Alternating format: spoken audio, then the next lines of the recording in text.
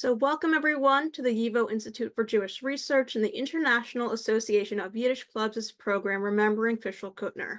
My name is Julia Rothkopf, and I am the Public Programs Associate at YIVO, as well as the co-president of the International Association of Yiddish Clubs, or IAYC. For those of you who do not know YIVO, we are a very special place for the celebration, contemplation, exploration of Yiddish and Eastern European Jewish culture. We are located in New York City, where our library and archive contain over 24 million documents and 400,000 books, which are used by researchers from all around the world. And today, YIVO is very excited to be partnering with the International Association of Yiddish Clubs, whose mission is to provide a global perspective and network for Yiddish groups and to help cultivate a sense of unity amongst Yiddish clubs while striving to keep Yiddish language, literature, and culture alive. Today's tribute program is in honor of an integral member of the IAYC family, Fishl Kutner. Philip Fishl Kutner dedicated his life to Yiddish culture. He served as president of the International Association of Yiddish Clubs, helping to coordinate Yiddish conferences throughout North America, and I know many of you joining us today have been to these conferences. He also published Der Bay, an Anglo-Yiddish newspaper focusing on Yiddish culture that ran for 25 years. Der Bay had a readership across every U.S. state and 35 countries around the world. Fishl passed away in February 2024, but he leaves behind a lasting impact in the Yiddish cultural world. In today's program, we will spend the next little bit commemorating the life and achievements of Fishl through storytelling, performances, shmuas, lectures, and some music. We originally announced this program as being about 2.5 hours. I think as it came together, we realized it would be a little over 1 hour, so we'll see where we land. And I will now hand over the Zoom to my IAYC co-president, Barbara Goldstein, who will say a few words. Thank you. So schönen Dank, Julia, and seid begrüßt und Baruch haba Alaman. So before Dr. Yosef Weissman speaks about renowned who will address us in Yiddish, I would like to thank a number of people. A großen Dank to YIVO for graciously and generously hosting this event, to YIVO Public Programs Associate and IAYC Co-President Julia Rothkopf for her leadership and her technical prowess. To Dr. Yosef Weissman, who on behalf of the IAYC invited Boris Sandler to speak to us today. Dr. Weissman provides us with biographical information about Mr. Sandler, and he provides Mr. Sandler's story text in Yiddish. To Boris Sandler, who accepted our invitation, we are deeply honored. Es war unser größtes. To Dr. Raphael Finkel for assembling a troupe of volunteers that will perform 2 skits that appeared in the newsletter Der Bay. Dr. Finkel provides the texts of those skits in Yiddish Oisias, YIVO transliteration, and in English translation. To Debbie Herman for her assistance with the video recording. To Debbie Herman, Fishl and Sally Kutner's daughter, for her montage. To Sharon Love and Shashka Reisel for providing us with a look at the kinds of subject matter that filled the columns of Der Bay, and for explaining Fishl's preferred use of YIVO transliteration. To Asya Eisenkot, leader of Fishl's Yiddish group in California, aka FIG, FYG, which meets weekly on Zoom. Asya will lead audience members in an opportunity to speak about Fishl either in Yiddish or in English. To Shashka Reisel Uni and Michael Moore for their assistance with this activity. To the IAYC Board of Directors and to members of the IAYC Advisory Board for their support. Dr. Yosef Weissman will now introduce our esteemed keynote speaker, Boris Sandler. Adak. Thank you, Barbara. Shalom Aleichem, Alaman. Thank you for joining us on this event. To commemorate Fishl's life and legacy. I met Fishl more than 30 years ago, first online, then in person. Fishl was a truly remarkable man. a concept that something cannot be done was completely foreign to him. And if it is a good idea, and then we should do it. And if there will be a problem, we will solve them. Today, it is my distinct pleasure to introduce our plenary speaker, Boris Sandler. Boris was born in the town of Belz of Mein Shtetl Belz fame in Bessarabia. He is a classically trained violinist, and as a young man, he played in the Moldavian Symphony Orchestra. Boris is also one of the very few people who has a formal education in Yiddish creative writing. In the early 1980s, a small group of elder Yiddish writers who remained in Moscow at the time made a desperate last-ditch attempt to pass the baton to a younger generation. And it worked. They selected several talented young people and convinced the authority to create for them a special course in creative writing in Yiddish in the country's premier writing school, the famous Literature Institute. Boris was one of the graduates of that program, and for the 40+ years that followed, he had an illustrious career as a writer and as a leader in a number of major Yiddish cultural institutions, including the Forwards newspaper, where he served as the chief editor for 18 years. Boris published 28 books, many of them were translated into multiple languages. He is a recipient of many prestigious literary awards. Besides writing, Boris is a prolific filmmaker. He produced a series of very interesting and very poignant documentaries about Yiddish writers of the last century. Boris will read several of his short stories. You can follow them using the text with, which Julia will share. For those who may have problems following in Yiddish, I will provide a very brief summary. I promise no spoilers.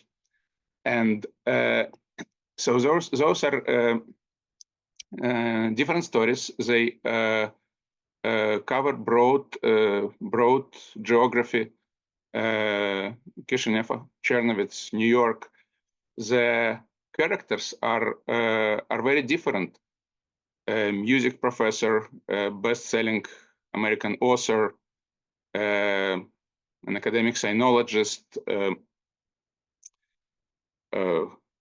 an Yiddish writer from Chernovitz who is not amused to read his own obituary in a newspaper, and in one case, even a pair of shoes. But despite those differences, these stories have something in common.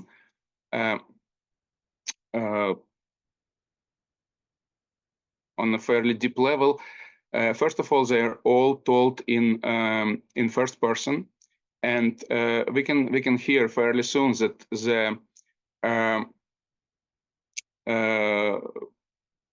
there is little air between the narrator and the author. And the narrator serves here as a reliable witness to the events and people who, although come from different places and in different times, do have something in common. They are all links in the golden decade, in this golden chain of Yiddish culture that manifests itself in various people and relationships and even objects. So without further ado, let's listen to Boris's wonderful stories. Thank you.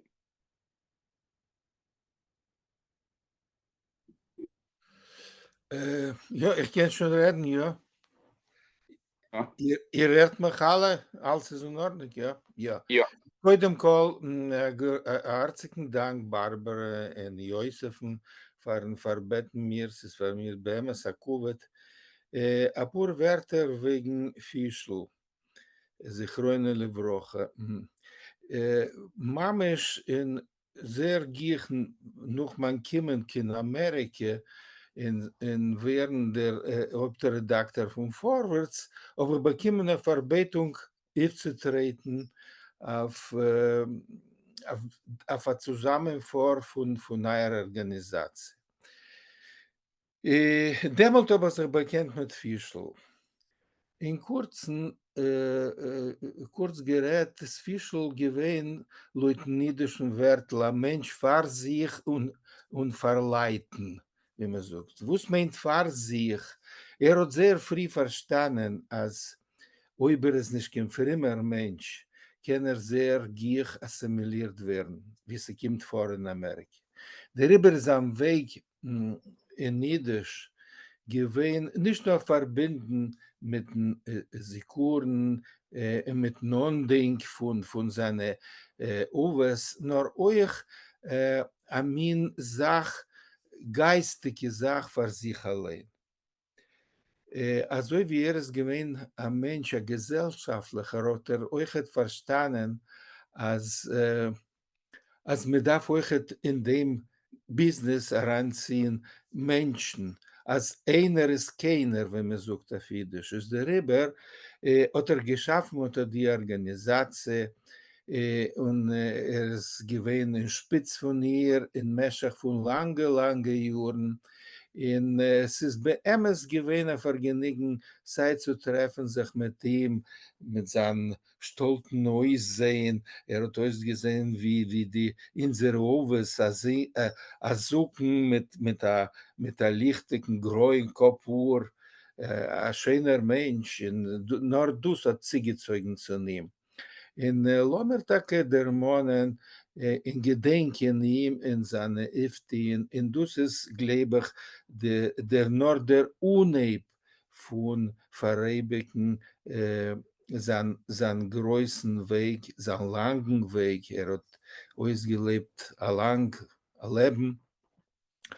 In meine etliche kurze Erzählung kennen, aber genommen von meinem Buch, wo es ist, also meine iddische Schicht. Weil alles in unser Leben hebt sich von dem Miches, von unserer Ungeknipptkeit zu Miches. Demalt, wenn du als ein Knopf, demalt können wir sicher ziehen weiter in der Fudem, in übergeben ihm unsere Kinder, in unsere Ähnlich. Ist welche uneben von der kurzen Erzählung, wo es ist, meine iddische Schicht. Auf Loschen Koidisch meint man Familiennumen, Schister. Ja, man älter sei der Olva Scholem, Salmen Sandler, hat gezeugen sein Chiyune von Schisterei. Hat gewohnt in Ades, auf der Bebelgas, wo die altgesessene Sroviden gedenken nur ihr ersten Numen, Żydowski Gas. Sie oder die Purschich allein neues gemeistert wird, sie gekrogen sei von seinen Oves, möglich viele von Jonathan Sandler, dem Talmid von dem größten Rebbe Kiva, und allein aber ihm der Talmid Chuchem. Aber Leute der Fach apusheter Schister. Die Mischpuche-Legende teinet, als wenn die etliche rumänische Gendarmen haben sich in Oktober 1941 herangerissen in einem Häuf, wo der alte Salmen hat gewohnt bei seiner Tochter, hat sich geworfen, sie entgegen mit seinem schießerischen Messer in der Hand. Auf dieser Häufen sind die Purschich getroffen zum Mann Seiden, Avrum Sandler. Euch ein Schister. In der Getta verspart man sein ganz Ausgesinnt, ob ihm der Schicht befehrisch geraten wird. Aber wenn sein Sinn ist Ruhl, mit noch zwei freundlich, a Zwilling, haben sich angespart und sich gelost machen Pläte, oder sie darauf genommen seine Schicht von der Fies und sie der lang dem Sinn. Israel hat sich eingegeben zu entläufen, möglich tage a dank seiner Schicht. Aber die zwei Brüder haben die Rumäner gehabt und sie beide aufgegangen auf ein Tlie. Kiemat 3 Uhr hat Israel sich ausgebolten bei die Orte Goyim. Sie sind beschert gewesen zu bleiben leben. Und sein Tatens alte Schiech sind im Tage Gitzenitz gekommen. Sof Juni 1944 hat die Rote Armee befreit Moldawien. Und Israel, bei seinen nicht viele 18 Jahren, ist weg auf dem Front. Jetzt haben ihm der Schiech geführt über die Frontwegen von Europa bis Prag, wo die Malchume hat sich für ihn verendigt. Aber nicht das Militärdienst. Ihm haben ihm seine Schicht zurückgebracht, Sof 1940. Wie die Spuche-Legende teilt, hat der demobilisierte junger Mann Israel Sandler sich begegnet mit der Belzer Krasavitze genannten Kotik gleich auf der Gas, auf dem Weg von der Eisenbahnstanze zu seinem Vetter. Genendel hat sich jenem Abend ihm gekehrt von der Arbeit. Und Davke bei ihr hat der demobilisierte Sergeant gefragt, wie soll umzukommen auf der und der Gas. Zu der Chippe mit Genendeln ist es Ruhl gegangen in sein Tatenschiech. Upgepitzt bis Blisch, als mod gekonnt in seine Nähe sich spiegeln. Von dem schönen und glücklichen Purvolk bin ich geboren geworden.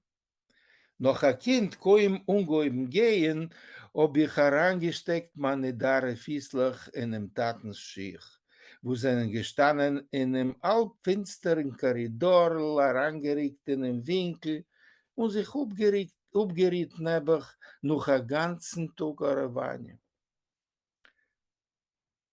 Ich hab sich ungestrengt zu machen als Spann. Nur der Schiech seien wie ziegeklebt geworden zu die Bretter von dem Deal. Ich bin gefallen auf den Punem und der Beil auf den Stern hat mir die Mama unter mein Gewaldewen verquetscht mit der Löffel. Auf dieser Öfen ist vorgekommen mein erster Kontakt mit der jüdischen Schiech. Später habe ich verstanden, als die Schiech haben sich nicht gelost folgen, nicht nur, weil meine Fislach seinen gewähnt sie klein und schwach versehen.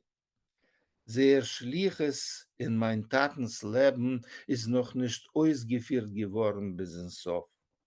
Sie haben noch gedacht durchmachen mit ihm dem Arrest, dem Mischpit und 4 peinliche Jahre in einem sowjetischen Lager. Der Tate hat geholt Teule zu sein, kein Israel in seine Schiech. Nur hat nebach nicht erlebt. Auf seine Weihe haben ihm der Schiech begleit ungetun auf meine Fies. Schon in 1 Jahr sind die Dose Geschichte von meiner Uwes getreue und verlosliche Mitgehers in mein eigenem Lebenswander. Von Belz bis Amerika. Emes, noch mein Tate, soll sich mir hat abgelost, wie man sagt, die schüsterische Mischpuche Parnuss. Aber die Ungeknipptheit in der alten jüdischen Familiennummer geht on weiter. Es ist danken Gott, du wemen überzugeben, die dort deures die Geschichte auf zertrugen sei. Sollen sehr Padeschwes keinmal nicht ausgerieben werden, in mamschig zan sehr Gang, nur a friedliche Stegen und Wegen weiter. Die zweite Meise ist dus Emesse Eineke, dem Seidens. Josef, ich habe gebeten, ich habe geschickt ein Bild von Mendel mit seinem Eineke. Wir können mal euch stellen, weisen? Yes. So in the chat, there is a file. Everybody is welcome to download or to open the file, the PDF file, which has photos in the second page after Boris's biography, and then the text of the stories. So please open the file, and so you can see the pictures. Ja, da. Die meiste ist das Emesse Eineke, dem Seidens. Beim Professor Alexander Abramovich habe sich gelernt in der Keschenewer Konservatorium. Hat uns gelernt a Kurs Lektions wegen dem musikalischen Operastil Verism. Versteht sich, als ich pflege euch früher nicht einmal sehen in die Korridoren von unser Konservatorium. A Kleinchiker, der Keilichdiker, aufgegolter Kopf, herangezogen in die schmule Achseln, hat sich gier bewegt auf die kurze Fies, zerdrückendig zum Beichel a dicken Band von einem Opernklavier. Möglich, zu lieb sein klein Wuchsigkeit, haben sich ihm die Augen ständig gerissen von den Punem an Klof Marif, aber die Bremen, fett ungezeichnet mit schwarzer Farb, wie bei einem Akteur im Theater, also ich die Galorke soll können sehen, haben die Augen abgehalten auf Nord. Bei den Studenten hat gehabt a Schem von a strengen und a viel beislichen Lehrer, wo's kein Pschores und a Nuches auf die Examens gehen bei ihm nicht durch. Zu der ersten Lektie ist gekommen mit dem Klassenjournal unter Nurem, aber hat ihm nicht aufgeblättert. A Wurf getun, an a rumigen Blick über der kleiner Gruppe Studenten, wie gehabt sie alle in a Netz, hat gebeten, als jeder soll aufstehen und unriefen sein Familiennummer. Der dem Familiennummer von dem Student hat ihm gleich übergehosert, nur schon auf seine eigene Mäufen. Wenn es gekommen zu mir, hat mich verwandelt in etwas a Französel mit Nummenshandler. Zugekatscht sich zum Fortepian, ist rief auf dem Bänkel und gleich ungeheben a reußigem Schöre.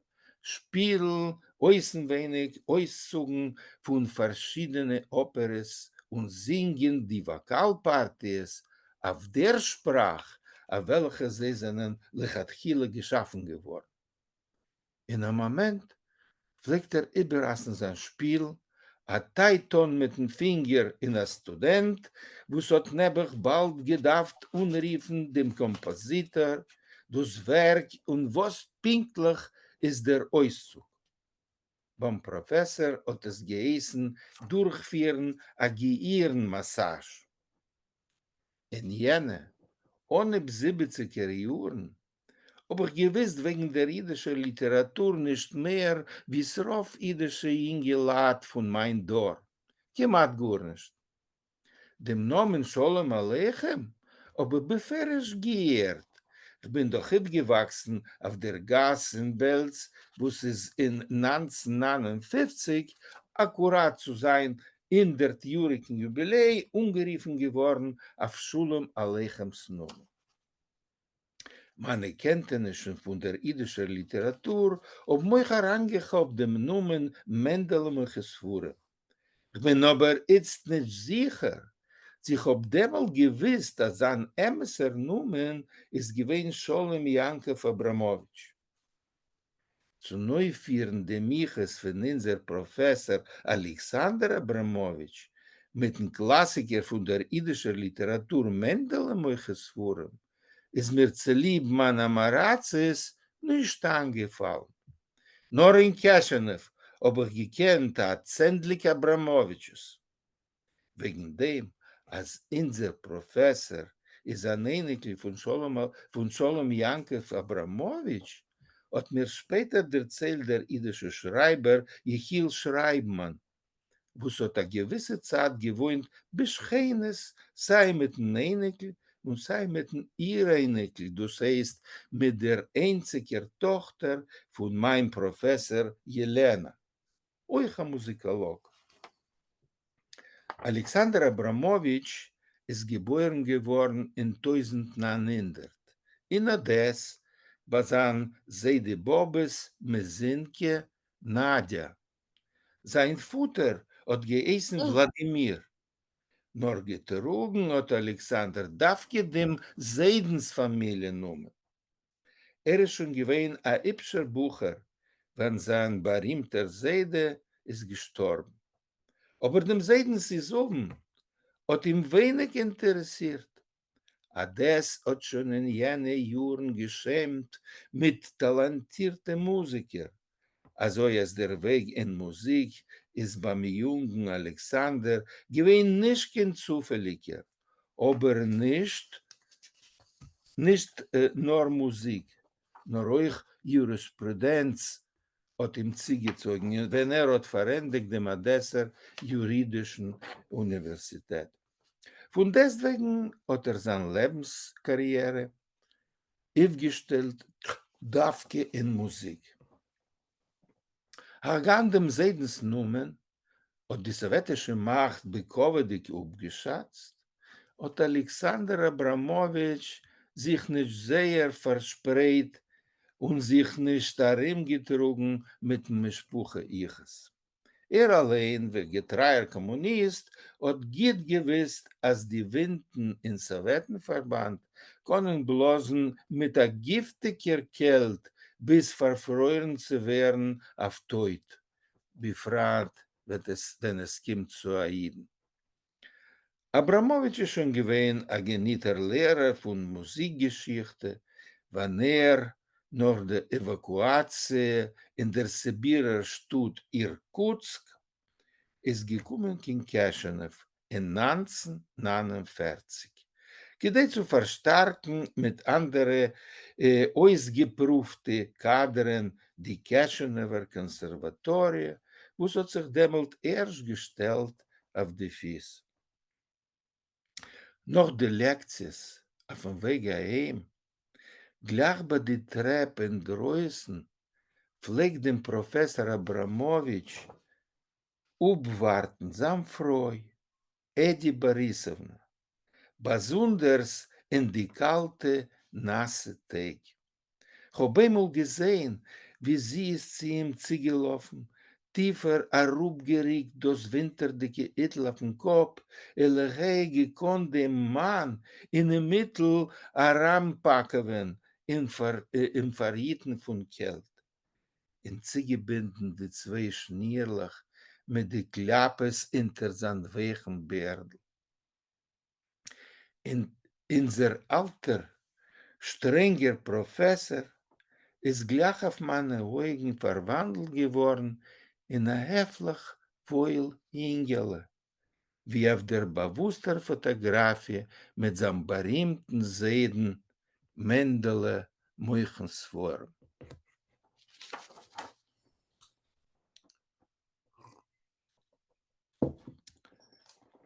Die dritte Meise soll ich verbinden mit der jiddischen Literatur und sie ist ein Mijuches dick pur Volk.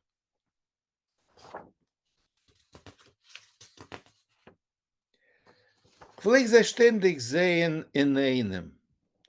Sie ist gegangen mit der Trotz zwei Farim, pinklicher sich gering getrogen auf Schiech mit Heuche abzassen. dem Kopf ein bisschen rausgerickt voraus, von die blond abgefärbte und nicht geschlagene Uhr hat sich herausgekackelt a Locken zwei auf dem moichen Stern. Die Lippen akkurat, nur fett ungefärbt. Aber nicht sie, nicht die Lippen, und viele nicht die jiddisch-jirische dicke Nuss, haben ihr Punem gemacht, weiberisch zuziehend. Nur die Augen, von welchen es hat sich gerissen in Dreußen heraus, ihr sprudeldicker Chies. Sie hat nicht ausbehalten, ihr Älter. Verkehrt, klieg gegeben zu verstehen, als sie es nehnter zu den Anziger, eider in die Unib von ihre 80er. Ist abgestanden von ihr, nur gehaltene Distanz wie ein Akteur auf der Avantszene, bis die Applaudissementen, was kommen der Prima. Hat ihr vergehen zu spielen die Hauptrolle, aber nicht vergessen zu ermahnen, wer ist. Sie allein hat sich gewitzelt, als ihr Mann ist wusser Kurt. Hat 5 Professies, gewesen ein Professor Marxist, geführt ein Televisieprogramm wegen China und ein Künstler, ein Fotograf und Präsident von Sholem Aleichems Fond. Du sind mir schon zugekommen zu Miker. Ihr Numen ist Bell Kaufmann, Sholem Aleichems Eineke und Cindy Glack, ihr zweiter Mann, ein Tichtiker und assimilierter Amerikaner Id. Nicht Bell und Avada nicht Sydney haben Kenidisch nicht gerät.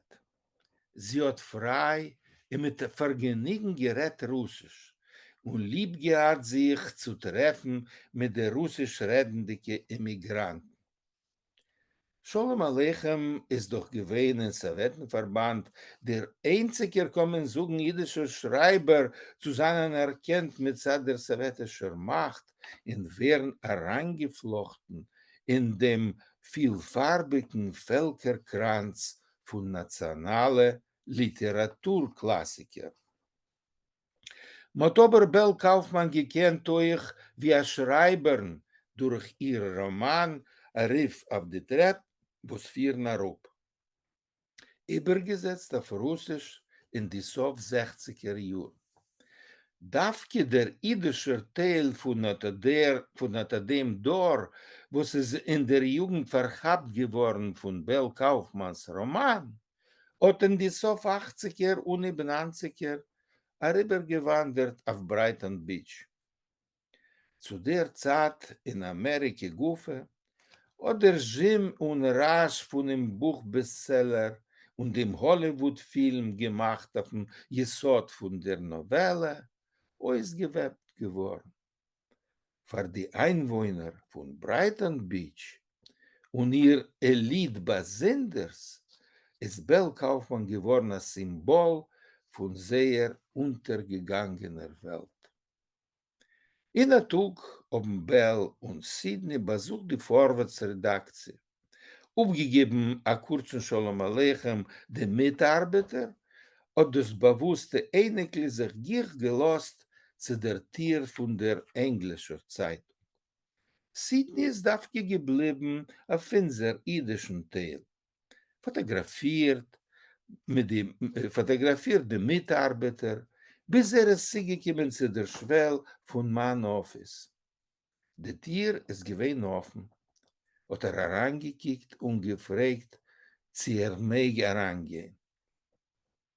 Von dem Hals auf ein Riemendl hat aufgehangen sein Fotoapparat. Hat gleich gefragt, sie will ich nicht sagen gegen, ob wird machen etliche Männer Fotografis. Wo soll ich sagen gegen? Adrabe, es ist für mir akkurat. Nach der kurzen Fotosession hat mein Gast sich zugesetzt zum Tisch gegen mir und herausgeschleppt von seiner Tasche a breiten, gelben Konvert. Bis Tom hab ich getracht getun, hat gebracht a Päckl Fotografis, upzudrücken sie in der Zeitung.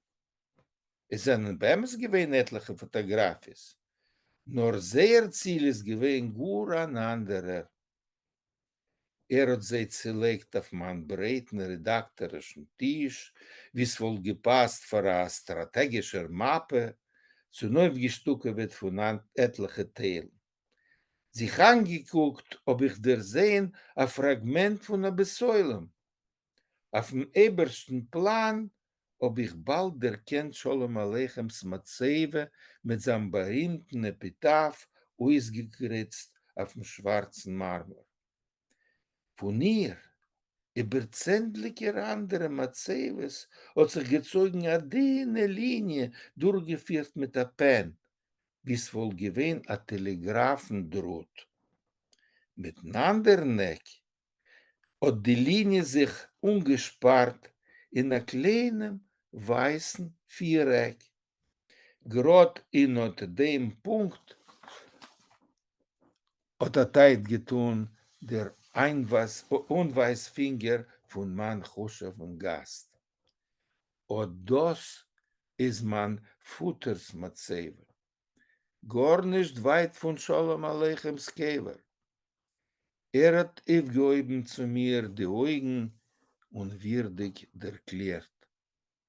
Mein Futter ist gewesen eine wichtige Persönlichkeit in der Amerikaner Arbeiterbewegung. Und schon stiller zugegeben. Wie ihr seht, bin ich euch von Aiches. Das letzte Wort, Iches, hat herausgebracht auf Jiddisch. Und die letzte kurze Erzählung. A Freizeiterkehr Nekrolog. Zum ersten Mal ob ich der dem Schreiber Josef Burg in der Redaktie von Sowjetisch Heimland. In die Tag, wenn es ist vorgekommen, der Redaktie-Kollege, pflegen in Moskau kommen nicht bloß die Mitglieder von der Red-Kollegie, nur auch andere jüdische Schreibers. Es ist gewesen eine gute Gelegenheit, sich zu sehen, hab ma Schmies und zumul, ob der Hauptredakteur ist gewesen in einem guten Gemüt, euch verbeten zu werden in sein Kabinett, sich zu beteiligen in der Sitzung. Burgs asketischer Äußern, seine lange weiße Uhr, verkämmt à la Ferens List, bis ein Kölner von einem grünen Kostüm, wo es gesessen auf ihm, schockendig und knackendig, wie nur von der Nudel heraus. Der Schnips zum Ton und ein weiß Hemd mit einem ungekrachmalet Kellnerl. Und das Wichtigste, die große Brillen in der silberdicke Rämel auf ein halb Pune wie ein Karomissel seinen geblieben hängen auf sein vögelscher Nuss.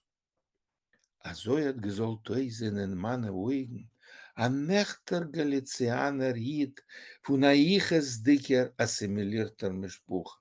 Der sie noch mit dieser Familie um Burg, wie ein Teil von der bewusster Familie Ginsburg. Und nicht ein Sinn von einem Plittentreiber, wie sein Tate es gewesen.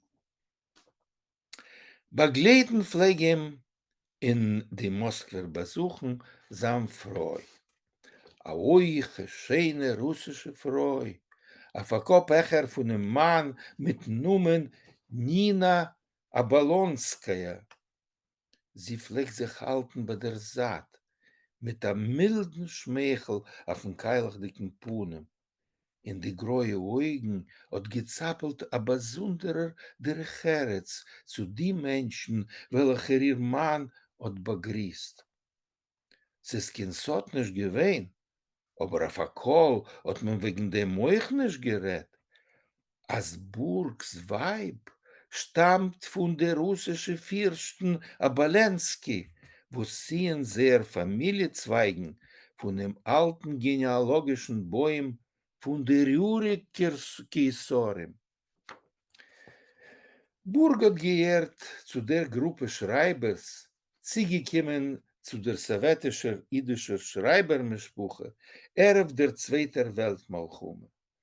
Der Hauptredakteur hat sie geriefen Meirevnikis, weil sie sind gekommen von Meirev, und sich bezogen zu sein mit einem gewissen Chschad. Burg hat dem umzutreu gefühlt, wie man sagt, mit der eigenen Haut.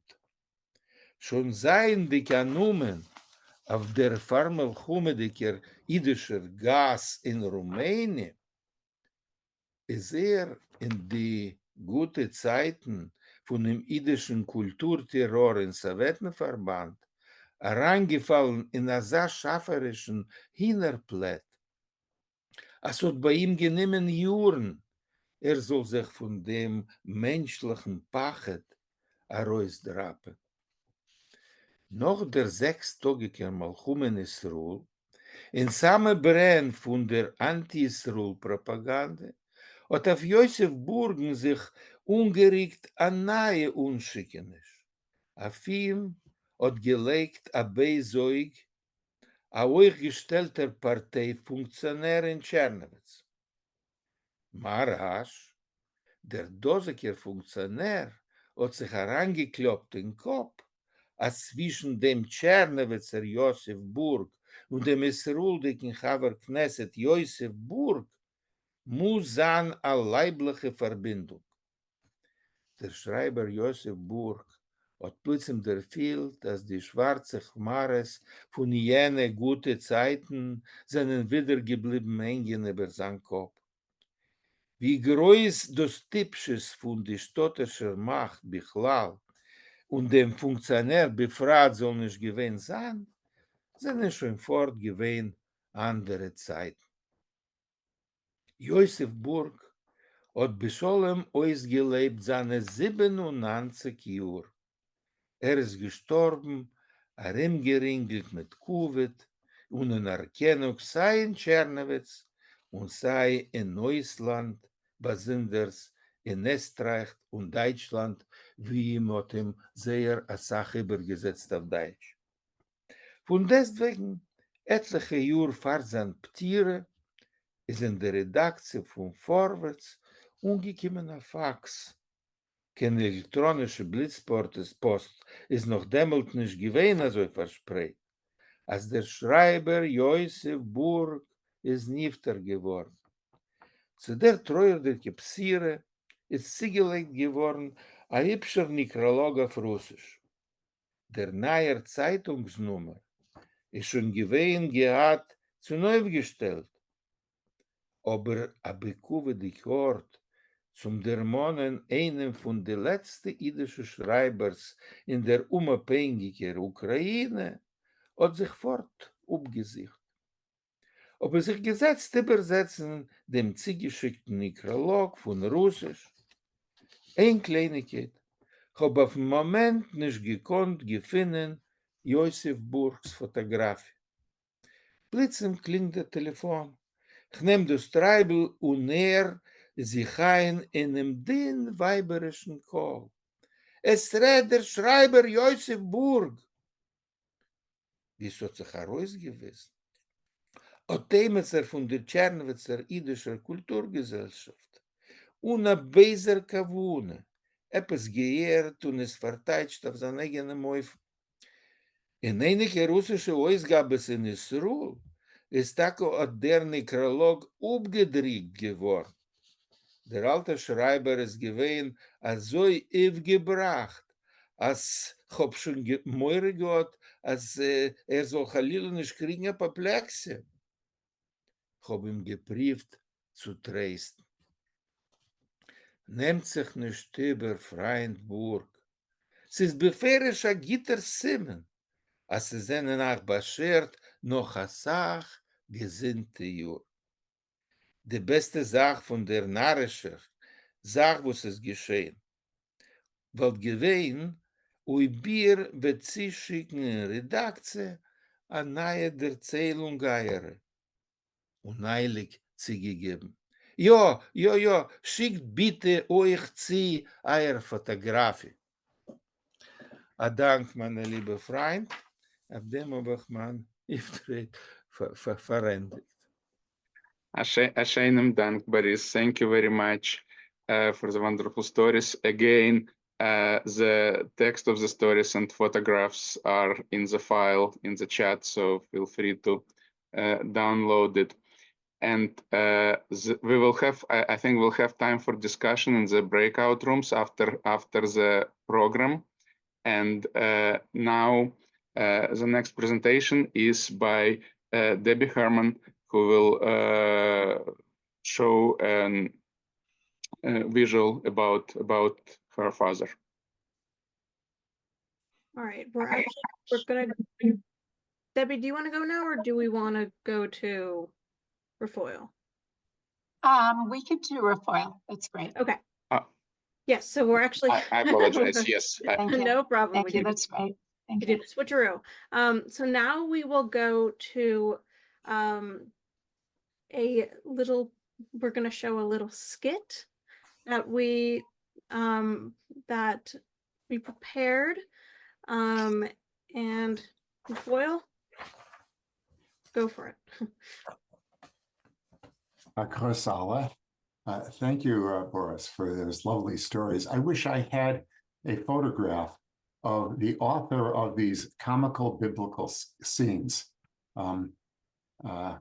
Edward Goldman.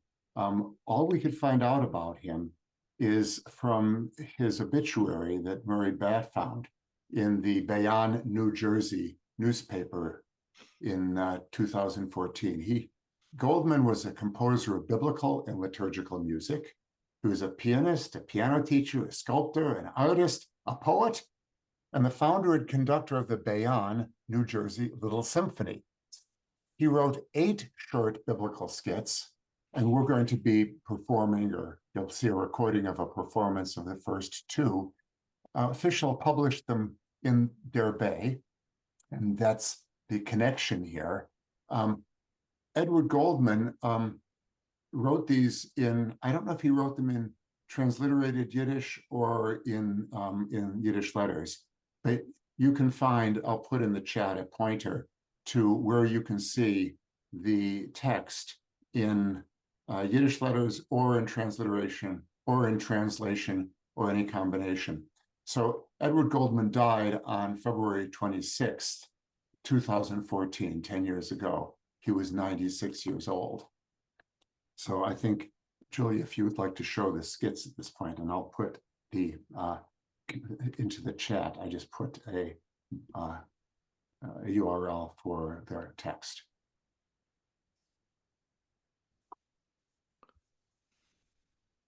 Can everyone see this okay? Yeah, I think it's okay.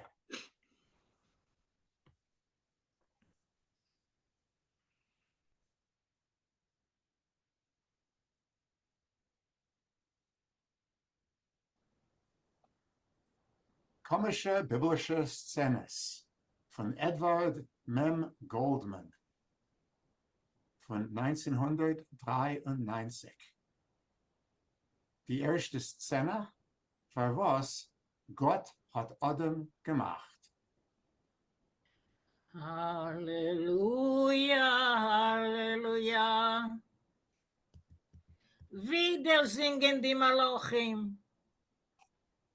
Schon genug mit die Hallelujas. Es tut mir leid, dass ich ob jenem Gesang gelernt.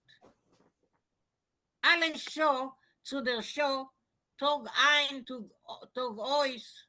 Halleluja. Sie machen mir Meshuge. Ich will besser hören, als viele nur eins von meinen beschäftigten Sorgen. Gott, du hast gut getan. Die Welt ist ein gut Stückel Arbeit. Schönen Dank. Oh, ich will reden mit der Person wegen Philosophie, wegen Kunst, wegen Religie, und allerlei Sachen. Nachdem nimmt Gott a bissel Blotte von Teich Euphrates, steckt zusammen 5, 6 Schmenjes, du git a drei, dorten a Patsch, blust den Mäulerein die Luft von Leben. Der Beschäftigt öffnet die Augen, git a Kuckerum, fragt bei Gott. Who are you? Red Jiddisch, die Mameloschen. Okay, wer bist du? Wer bin ich? Wo bin ich? Für was bin ich? Eine Sache weiß ich gut. Ich bin hungrig. Ich heiß Gott mit der Kapitel Gimmel. Ich bin der Beschäfer von dem Himmel und der Erde, die Sonne, die Levone und die Sterne, die Vogelach und die Fisch, die Bäume und die Blumen, die... Ich verstehe. Du bist der Eberste. Jo, das bin ich. Aber es passt nicht überzureißen dem Ebersten von der ganzen Welt. Entschuldig mir, Gott. Nicht auf was. Entschuldigen ist mein Geschäft. Die andere Frage musst du allein entfernen. Du bist hungrig, mein Kind. Mein Kind meint's. Gott guckt auf dem Beschäftigt, sucht weiter. Du siehst euch nicht wie eine Tochter, was ich hab gemeint zu machen. Ich hab dir zugegeben, ein Stückel zu viel. Nun, was kann man tun? Getan ist getan. Ess, mein Sohn, ess Gesundheit. Ess, was du willst. Nur jene Frucht dort in jenem Bäum, tun wir nicht essen. Für was nicht? Odem, das ist dein Name, Odem, mein Kind, mein erster Geborener. Es gefällt mir, als du hast mir gefragt. Es ist ein guter Zeichen, als du hast einen guten jüdischen Kopf auf deinen Plätzen. Der Antwort zu deiner Frage ist... Gott steht auf ganz hoch, so hoch, als Odem kann sein Punem mehr nicht sehen. Der Antwort ist... Jetzt hört Odem a Call, a tiefer, a nicht so süß Call. Der Antwort ist, weil ich, der Eberste von dem ganzen Univers, sag also. Tate meine, sei nicht bräuges auf mir. Mein Kopf spinnt sich herum mit 1000 Fragen. Zu wärmen soll ich wenden sich, ob nicht zu dir, mein süße Tate. Oder mein Sohn, ich will dir gefinnen a Freude. Du wirst amüsieren sich besser mit ihr wie mit mir. Tate, was ist eine Freude? Oder mein Kind, es tut mir weh der Kopf und alle deine Fragen. Ich will 2 Aspirin nehmen, ich will schlafen ein bisschen Zeit und morgen in der Früh will mir dir gefinnen a Freude. A Zatzkele, du wirst alle deine Fragen vergessen. Aber Tate, was? Wer? Später wollen wir weiterreden. Wir wollen oben ein Dialog. Was meint Dialog? Das ist ein griechisches Wort, was meint ein Schmues zwischen 2 Personen. Tate, ich kann schon reden auf 3 Sprachen. Englisch, Jiddisch und Griechisch. Oder mein kluger Sohn, geh schon schlafen. Die zweite Szene heißt, für was Gott hat Chava gemacht. Oder, wacht sich auf. Hein wollen wir schießen 2 Hosen mit 1 Schuss.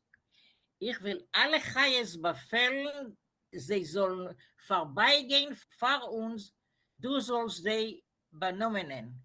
Und als sie marschieren vorbei, kannst du öfter Afroi a Zatzkele gefunden. Gott geht auf Pfeif.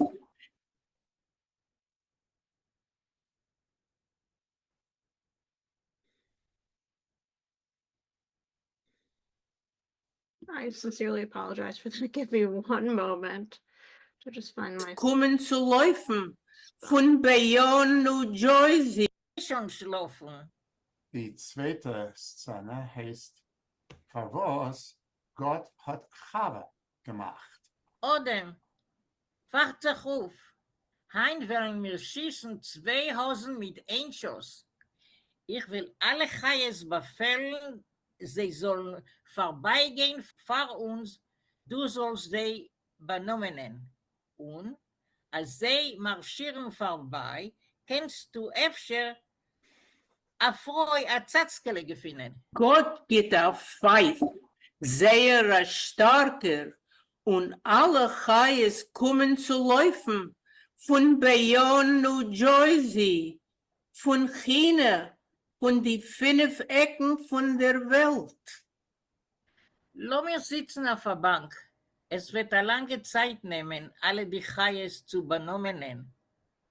Nur ein bisschen Musik, ein Lied, ein Tanz. Ich will in Tape-Rekordierte reinstellen eine Kassette von Louis Armstrong, was ist einer von meinen Beliebsten. Alle meinen Beschäftigten gehen vorbei. Ich ruf dir Leib. Du bist Hund. Du bist Ketzele. Geht a Patsch auf den Ohren. Und du bist gewähn a Moskito.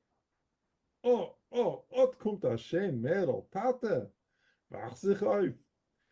Da ist a Schimpanse, was tanzt gut die Boogie-Woogie. Bisher gefällt sie mir besser wie alle die anderen Chayas. Zu Schim. Komm, mein Teurer, setz dich weg auf der Bank zwischen Gott und mir. Wir wollen benommen in die Chayas, du und ich, als Gott schläft weiter. Guck sich ein, ein Pferd mit weißen und schwarzen Passen. Ich ruf dir ausgemischen Eisel. Sie schockelt mit dem Kopf auf Nein. Zebra? Sie steht auf, habt Odem herum, tanzt ein bisschen, a Wals. Sie sitzen. Kannst du sagen nur Uk? Sie guckt ihm an, mit so viel Liebe, lässt fallen dem Kopf, sucht traurig. Uk. Tate, wacht sich auf. Reibendig die Augen, Was tut sich? Die Schimpanse ist ein kluger und ein schöner. Aber alles, was sie kann reden, ist Uk. Sie, was wird sein, mein Weib, mein Zatzkele, soll reden mehr von Uk. Du hast nicht gefunden für sich ein Weib, wollen wir eine machen. Du, schöne Mädel, läuft zum Teich Tigris und bringt zurück ein Teppel Blotte. Du wirst mein Assistent sein. In Jahren herum kannst du deine Kinder erzählen, als du bist zu Gott gewesen, ein Gehilf zu machen, ein Weib für Gottes Sohn Odem. die Schimpansee läuft nicht, sie schleppt sich langsam. Guckendig über die Plätze auf Odem, von ihren Augen gießen heiße Tränen. Odem, du musst einschlafen, als ich kann machen ein kleines Loch bei dir in der Seite. Nimm mal raus ein Rieb und von dem und ein Teppel Blotte will ich für dir eine Freude machen, wo sie wird kennen, ein gut Jiddisch reden. Ich bin nicht schlaferig. Guck auf mein Säger, ich will dich hypnotisieren und du wirst bald schlafen. Zähl zurück von 100 bis 1. 100, 99, 23. Geht odem a Knipp, a Patsch. Schläft. Anes. Ist hypnotisiert. Oh, es ist schon Zeit. Sie kommt. Die Assistent meine. Nu, meine Tochter, wir wollen beide zusammen a Freu machen vor Odem. Mein Ben Jochid, mein einziger Sohn. Sie stockelt mit dem Kopf auf ja. Gib her, a fleischigen Messer. Ich will herausnehmen von Odem a Ripp. Nur ein Schnitt, ot ist die Ripp. Gib mir jetzt a Nodel mit a Stickel Foder. Ich muss vernähen. Oi, weiß mir. Ich kenn die Loch in der Nodel nicht gefunden. Die Augen meine seien nicht so scharf, wie sie seinen gewesen mit 2 Billionen Jahren zurück. Sie nimmt von Gott die Nudel mit dem Fodem.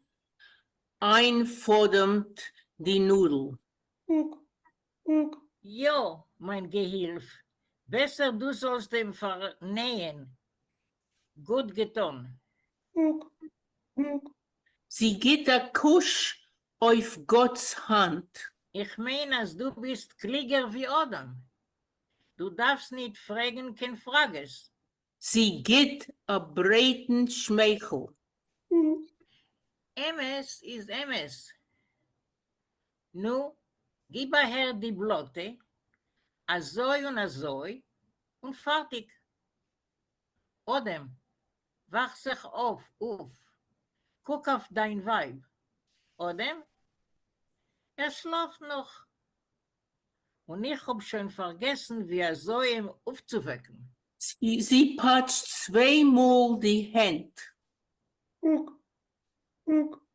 Odem springt ab von dem Operatietisch. Mir hat sich gehalmt, als ich habe... Es ist nicht kein Cholem, mein Sohn. Seh, Chave, dein Weib. Das ist der Sof für die zweite Szene.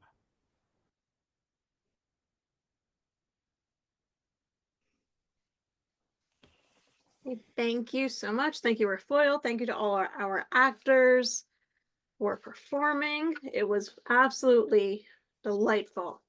So thank you. And now we will go to our next segment, which will have Fishl's daughter, Debbie Herman, say a few words, as well as show a few videos about her father.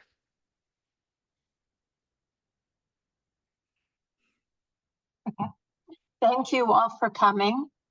And okay. So I want to especially thank Yiva. And as I am going through the boxes and the many wonderful things, you know, right now my house looks like a leaf blower came and opened up a file cabinet, but my dad, and things will get back pretty much the way they were, but my dad had so much amazing things that he saved, and he was very careful about not saving duplicates of any kind of thing. So with that said, there are things that everywhere I turn, it ties into each other.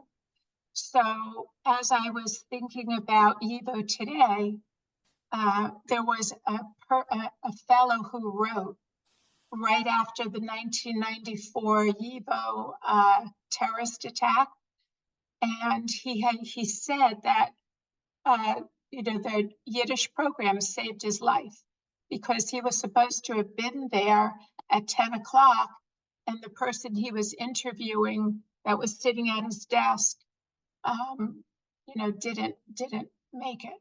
But what happened was, in the archiving of the materials that were at Evo, 300 volunteers came from all over. I mean, mostly in Argentina, but even that letter,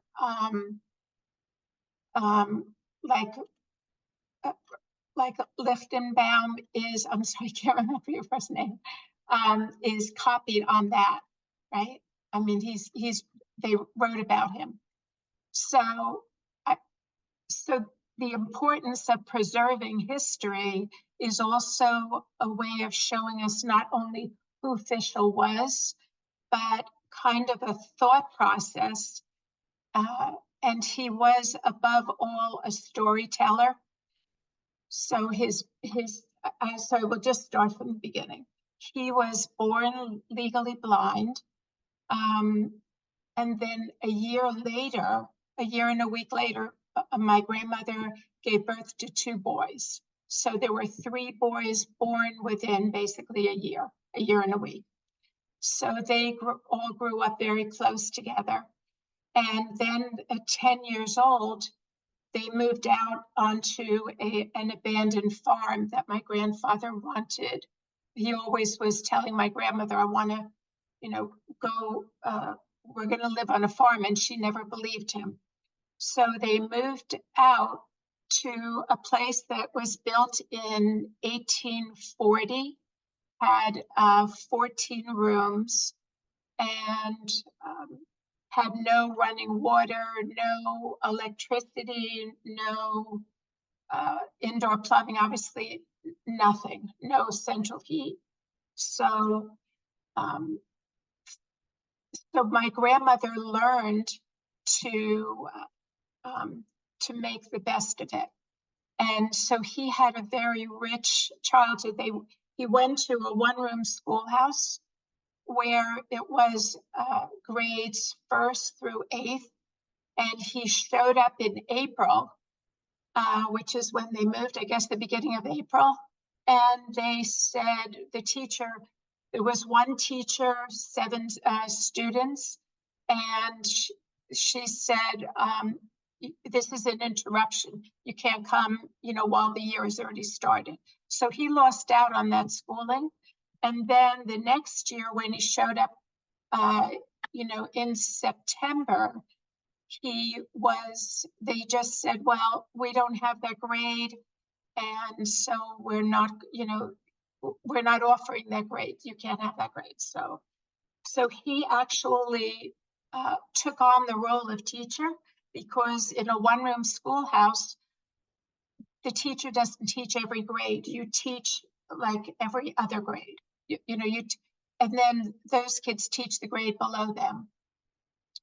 So, and he wrote in a letter that there were some challenges. So when they had to go get water, they would have to, 2 boys would go to a nearby farm, and the farms were actually not so close. And they would, two boys would carry a pail of water, and it was very cold in New Jersey, so you had to be careful not to slop it on your pants, because then that would freeze. And through most of the year, they stayed in the classroom with overcoats on and gloves, so they couldn't do any work. They couldn't hold on to a pencil or anything because of gloves. And so there was no electricity in the 1-room schoolhouse. It was just a room, and so just a house, but nothing else in it. And then the teacher would tell stories. So one of the things that my dad did was he was not a favorite of the teacher. So she would send him to the corner, like any chance that she got. You know what, I take it back. This was when he went to the school, they call it site preservation school when he was young. He stayed in the corner, and he learned he taught himself how to say the alphabet backwards. Years later, that would enable him to get a driver's license, because being legally blind, there's no way that he should have gotten behind a car, behind the wheel. So what he did was he had his older twin brother go in and say, you know, remember the bottom line of the eye chart. And he came out, and when it was Fishl's turn to go in, the doctor said, read the second line. Well, he couldn't see the chart, much less the line. So he said, well, I'll read the bottom line. So he read it. And then the doctor said, well, okay, Smarty, read it backwards. He wanted to verify that he was actually reading the bottom line. And my father was able to reverse it because that's a skill that he had honed, you know, and played around with. So he drove all of the time, not only in New Jersey, on the farm and in New Jersey, but when we went out on sabbatical out to Colorado and Missouri, he actually drove cross country, and so that was, you know, what the reason I'm bringing it up is my whole time growing up, in the middle of any sentence when I was in the front seat, I would always say red light, green light. And, you know, that's something that became, you know, I didn't think it was unusual, you know, until maybe a couple of years ago, I thought about it. But I will tell you, I'm going to show you a quick, well, anyway, I'll just tell you. The earliest thing I can remember is when I was little, I knew that he left the house, and I never could figure out why. So one day I snuck out of the house and followed him. And I wanted to see where he went and what he did. And he didn't do anything. He walked and walked and walked. And about an hour later, not that I knew an hour, I was very little, he came back to the house. And then the next day, I did the same thing. And I continued to do that all the way through high school until I left for college. But in that time, he very soon quickly turned around and said, I see you, I know you're following me. And so in those times, he taught me about all of the bushes, the plants, the scientific names. He was an earth science teacher. He was my husband's earth science teacher and homeroom. So he had him twice a day. And he knew my husband 7 years, let's see, maybe, okay, at least 7 years before I knew him. And so I'm going to tell you one quick thing as I pull this video up. What kind of father was he? What was it like to well, before I pull this up, hold up 1 second. What was it like to grow up with him as a dad? So I'll give you a few examples. Okay. So let me do a screen share.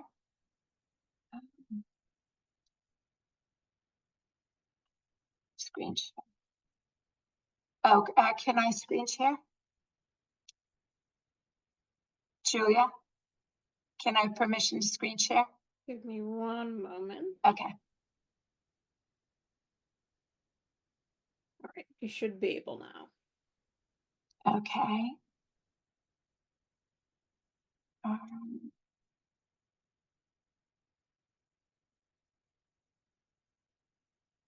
Are you seeing, you're not seeing this, so let me go to new share, and I will see if I can do that. Let me just screen. Okay, share that. Okay. Oh, shoot. Okay. So, are you all, what are you seeing now, actually? We see a car crash. Okay, good. Okay. So, my mother dropped us off at school when I was little and had a confrontation with a 18-wheeler. And so she spent 6 months in the hospital and 6 months at home. And now she can speed walk faster than me.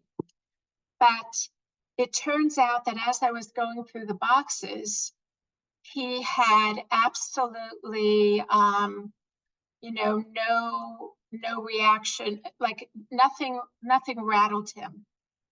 And what these index cards are, when I saw a box of index cards in his office, I assumed that that's how he was building out the Yiddish database.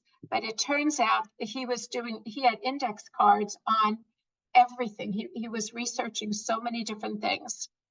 And let's say, okay, but okay, so for some reason I cannot see that. Okay, I had one other thing to show you, but okay, so let me start we can continue this. He wrote 7-page letters all the time. So these are some examples of letters that he wrote, and it's kind of a play on words because these are letters within letters. And that he would write to our daughter, his granddaughter, and critique whether he did a good job or not. Okay. And this is Mama from the Mama Stories and my mom. Okay. This is this is Mama in the center and all of the grandchildren, her sister and cousins.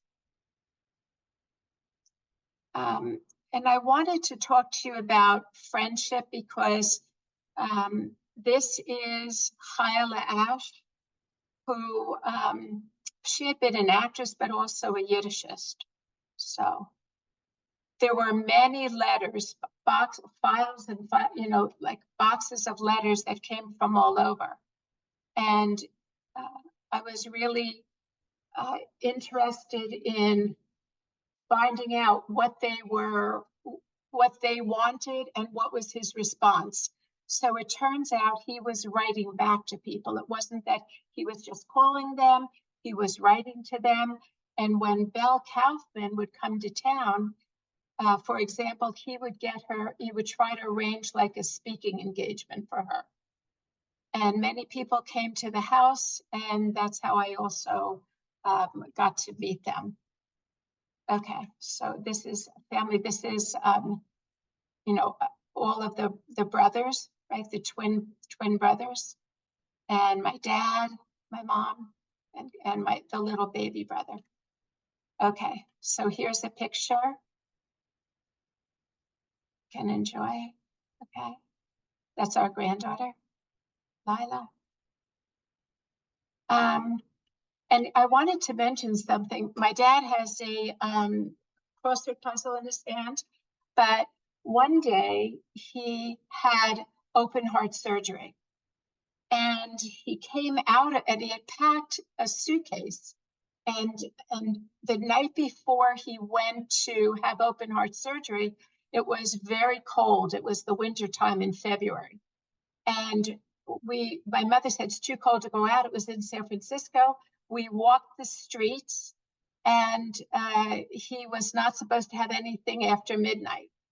And what he did was he went in search of a really fancy restaurant.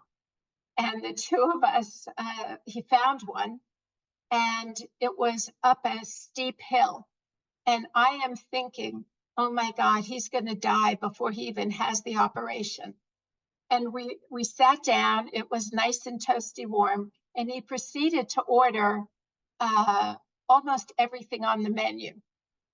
And I said, you are supposed to be fasting, tonight. And he ordered, he didn't order every one of the entrees, but he ordered many. And when it came to the desserts, the waitress came, and he said, my daughter would like this and that, and every single dessert was covered. And I said, what are you doing? you know, and he said, would you deny a dying man his last meal? Or would you, yes, he didn't say dying man, would you, but would you deny a man his last meal?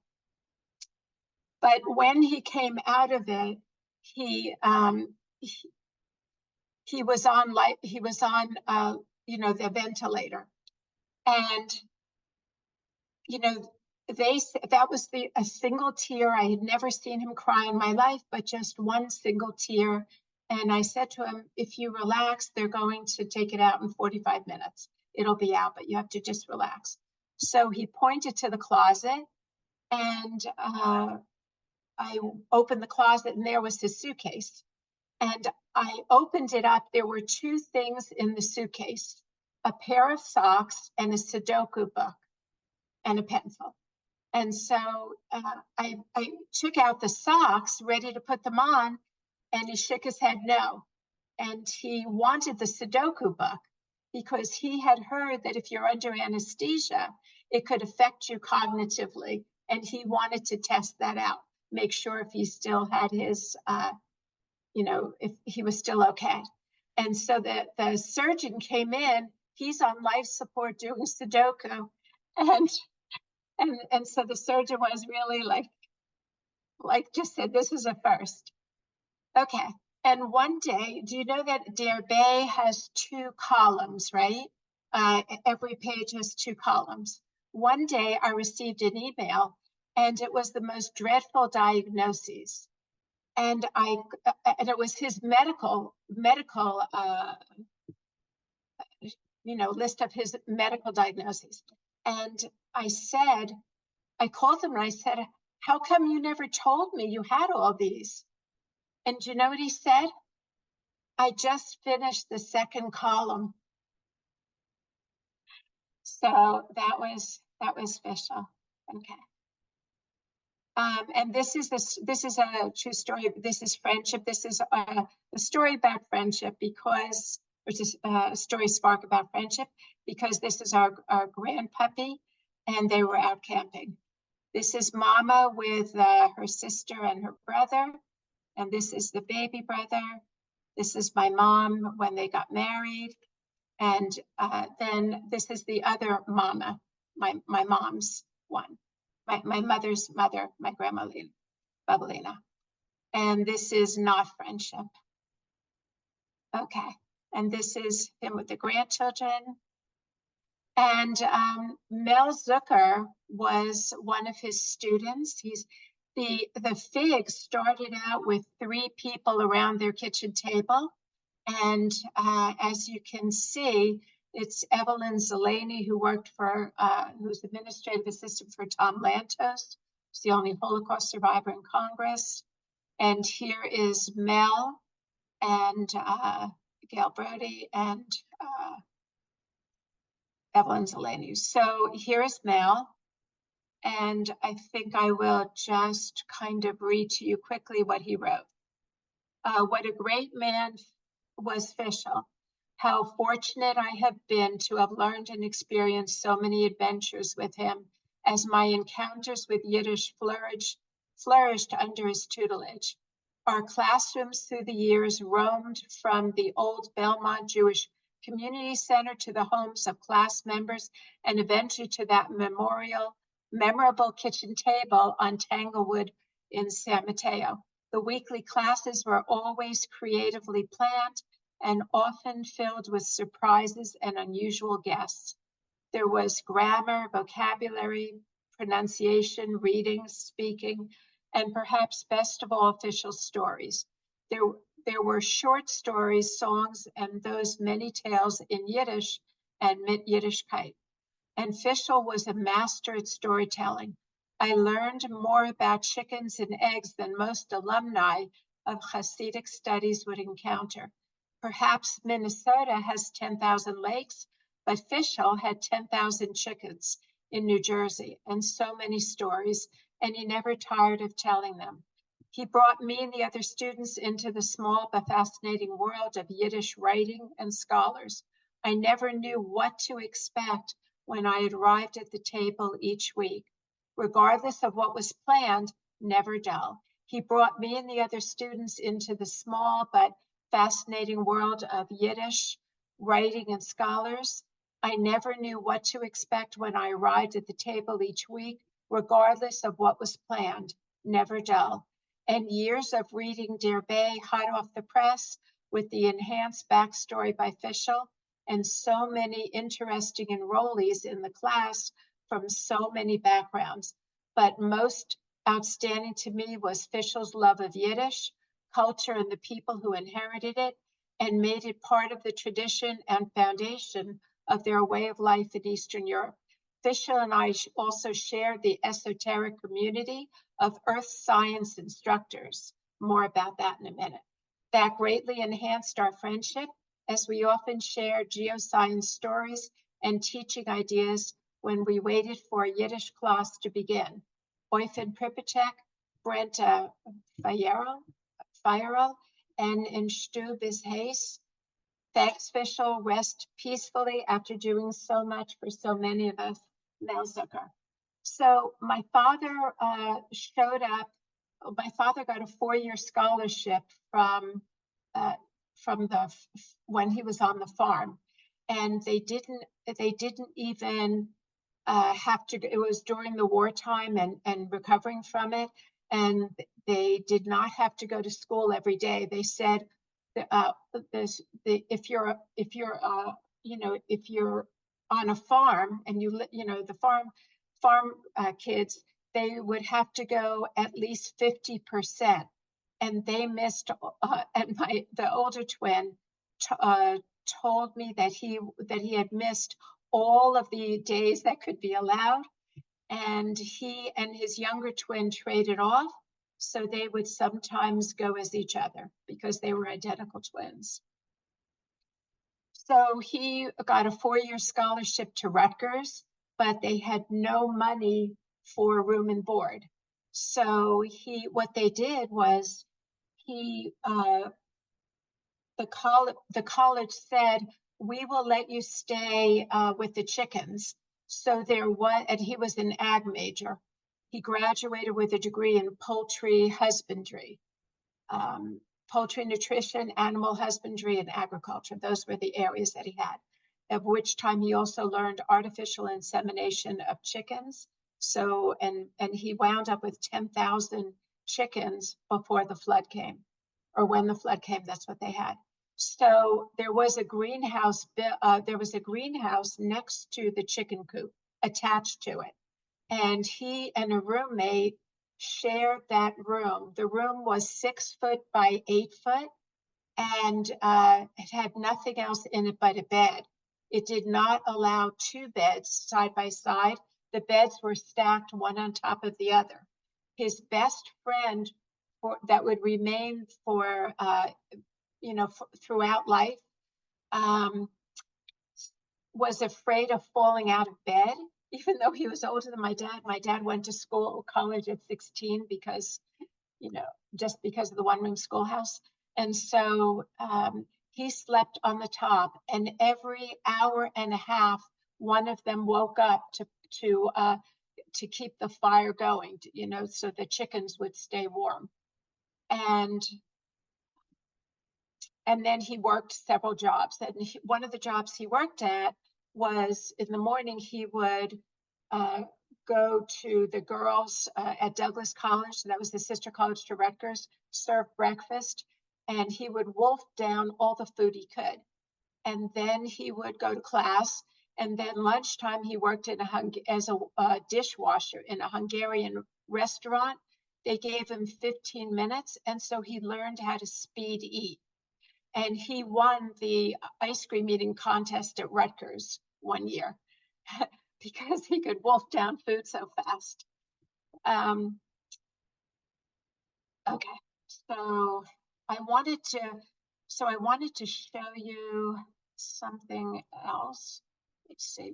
I want to thank Joseph Weissman, because the more I read from Mendele, and if you play around with it, you get this is one printout of what someone wrote. Stephen Dowling wrote about Fishl, but Mendele has got to be, my father wrote on an index card that Mendele was what Shakespeare was to literature and two other things I can't remember right now, but Joseph, he was absolutely enamored with it, and just forever would compare what he was doing, but it wasn't in the league of Mendele. So, okay, and he was he did nuclear like radiological defense monitoring of nuclear radiation. That was one of the things he became an instructor in. And I also I'm just going through this in no particular order, so then I'll go to the rest of it. But my father found, here's an envelope here. As you can see in this corner, he was scribbling on some notes for a story. And I decided that wouldn't it be interesting to put that in as a prompt to AI, so this is what I came up with, right? So I took each one of those lines. There's a sentence on each one, and my father was very much into ChatGPT and AI. Okay, so that's and so here he writes, a baby goldfish jumped out of the bowl, and everyone thought he was dead. He washed out to sea, and he was swallowed by a big fish. And then that's the other part of it. And we were never allowed to have a dog. So when we got a dog, as I got older, my dad loved this dog. I got the most ferocious one I could. On the left is absolutely my father's favorite picture out of everything. He was all about friendship. This is his bookcase.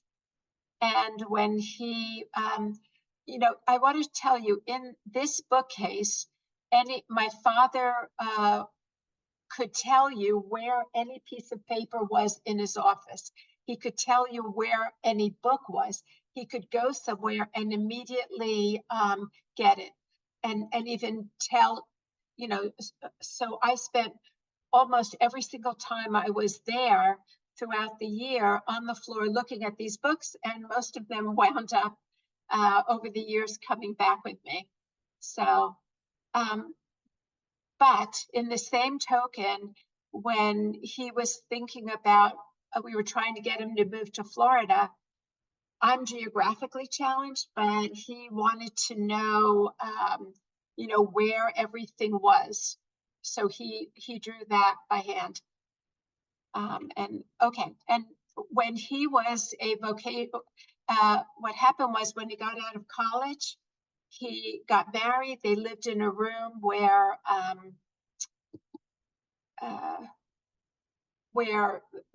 there wasn't even room to open up a dresser because it was my mom's bedroom over the grocery store, and he moved in there. So what this is my father was teaching hunting and trapping as part of vocational agriculture. And so if you take a look at the ingredients, it's something like hemlock, sumac, and very, very strange ingredients for each one of these animals. And then the funny thing was, I typed this out from what I did here. But he talks about how not to get a human scent into to contaminate the trap, right? But here what happened is he taught his kids that there are smart foxes, and you have to set a trap differently for a smart fox. So Jack Berger was important in his life because he did a lot of the Yisker books, and then he would also proofread like articles that were in Yiddish transliteration in Deir Bay. This is my dad's parents. This is Mama when she was first dating him. And this is when, this is growing up here, the twins. Here's Mama again. Okay. And Okay, so this is the age that I was at when I started sneaking out of the house. Okay, so, and then here he is on the chicken farm with his two brothers. And then this is the youngest one. Here is my dad as a toddler and a young one. This is my brother, so you could see the similarity. But of course, my dad was an albino, and it was all through the medical reports. He never told us that he was, but it was when I looked at the doctor's reports, it was. But he married my mom, is very dark. That's my brother, Ken. And here he is with his dad. And this is an interesting story because in the mama story, and he wrote about albinism in the stories that he wrote about film. He posed a question to the people of Chelm if you could breed an albino plant. And my father had spent a year out doing pomology, which was like the study of of genetics on plants. And so when he wrote about albinism in the Chelm stories, even though it was Narishkeit, like ridiculous, he actually was, it was a kind of maybe subconscious thing, because there were letters written to him that he received later in life because he was called Whitey as a child. And the letters that came still were addressed to Whitey. They were addressed to Fishl Kutner, not even ever mentioning his real name.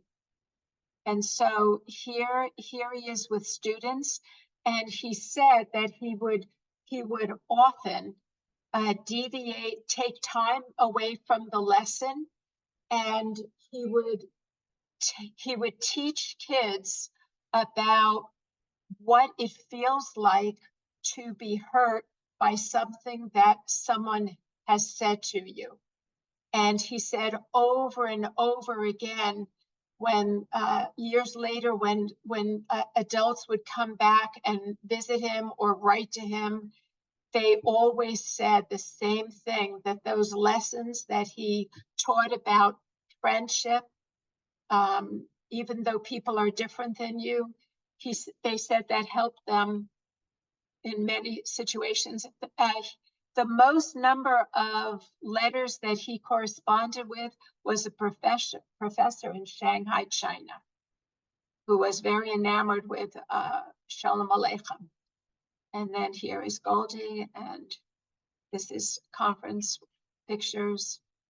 Okay, and this is an example of something that he was very fascinated by.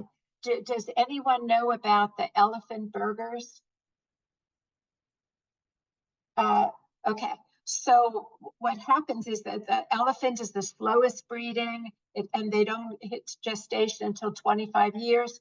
And if all of the elephants survived and there was never any natural selection, you would wind up with, he was teaching them how to understand 18 octillion, as you can see up here, 18 octillion.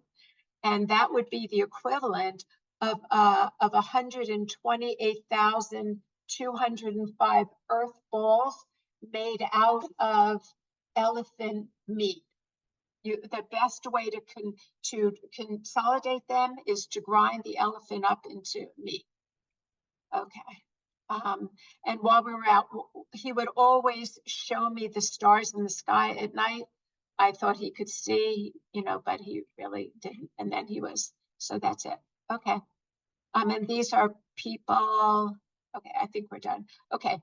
And then this is kind of like a revenge picture, because here is the fox writing in Yiddish to my dad. And here is the elephant also coming back for him. Okay. All right. So we're done. I also wanted to, I prepared some, okay, let me go grab it. Hold on 1 second. So I'm going to stop this share for a moment. And okay, so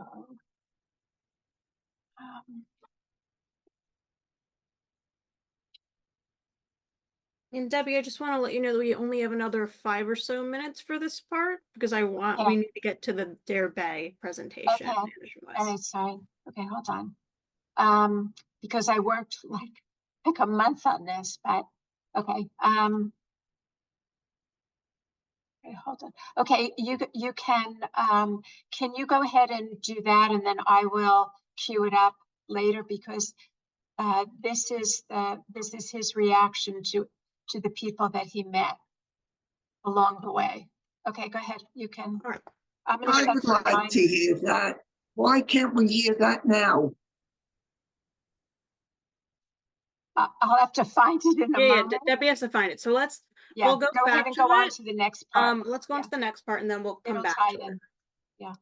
All right. So now we're going to transition to a presentation by Sharon Love on Dare Bay, and Shoshka Razel Uni will also be saying a few words. So I will now turn it over to them.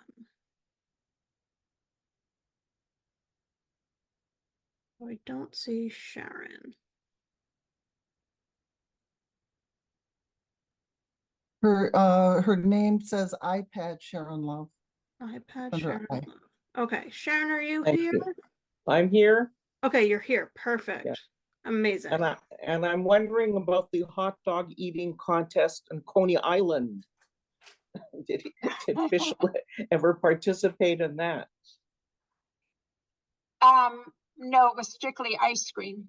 Okay. but we had an ice cream ritual in our house, so Okay. that's for another time. Right.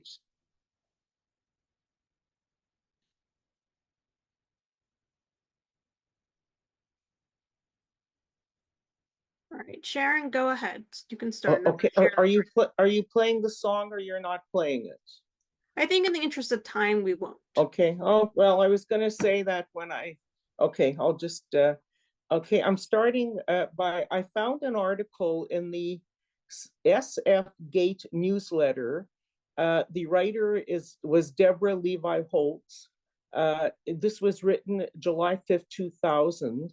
The article is entitled Schmoozing ABCs, and it's about Yiddish. And I found a paragraph about Fishl. I'll just read it. Because of the computer, we now have a revival in Yiddish, said Fishl Kutner, a 73-year-old at the time, a 73-year-old San Mateo retiree who taught himself Yiddish over the past decade. Kutner, an amateur storyteller, said he set out to learn Gaelic, but when it proved to be too difficult, he turned to Yiddish, which he had spoken as a young child to his European grandmother. I realized that since I'm Jewish, I will study Yiddish and let the Irish study Gaelic. Kutner also established Yiddish book collections at both the San Francisco State University and the University of California at Davis. Many a time we say that a person has given to his or her community. For the working part of Fishl's life, he gave to his family and his community. We, from around the world, have been fortunate enough to be part of his community in his retirement years when he became an activist for Yiddish. His career as an educator continued on as an educator of Yiddish. He did this as one of the founders of the IAYC and as the editor of Dare Bay, The Bridge to Worldwide Yiddish. You could show, number 1 is up there. I can't, yeah, I guess number 1 is up there. Although Fishl was the face of Dare Bay, this publication, which was, can't help, which was sent out once every 2 months, was definitely a two-person operation. Without Sork, his wife Sally, working front and center with Fishl, this project would not have worked out as well as it did. And I think I'm going to include Debbie in here as well. I will now cite some examples of what was found in Der Bay. So the first page, retirement, he's talking about his retirement, what she referred to as the icing on his cake. Page 2, he's talking about the history of Der Bay in the first paragraph.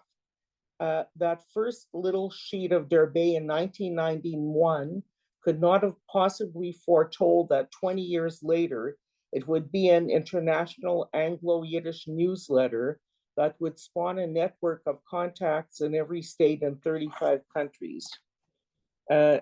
Number 3, there was always a table of contents, and sometimes on the back page and sometimes elsewhere in the publication. And number 4 talks about the mission state in June of 2012 and new directions that he was turning to. Page 5, leave it to Fishl about marketing Yiddish. You know, that's what it was all about: marketing, helping out teachers, and providing resources, and just ways for Yiddish to come into people's lives. There was also often a preview of an upcoming conference. And number 6, again, leave it to Fishl. He left no stone unturned when it comes to resources, and you can see on one side, Blind in Yiddish Resources by Fishl Kutner, and Yiddishly Disabled, YD, by Philip Kutner. Number 8. Number 7. Yeah, there was always a glossary of Yiddish words and different themes. So here you have the baseball game in Yiddish by Varda Greenspan, and Varda is a regular member of our Tuesday Schmooze group. Again, you also have playing chess in Yiddish and with appropriate words. Page 8, Fishl became the repository of Yiddish events happening around the world. And this was also published in most of the editions of Der Bay. Page 9, Shilas and Chuvas was often there just to put a little humor into what was happening. Number 10, there were often stories written by Fishl, and he did the famous Chelm Get case. He did have a series of happenings in Chelm. Number 11, the last page, there was often an anecdote about Fishl's mother. Page 12, okay, that was page 11, the anecdote about Mama. And page 12, Fishl's book of Mama's stories. Actually, this was published in a book. And page 13, it was entitled Harabina of Hunterdon. It was published in 2010, and this was a collection of his Mama's stories.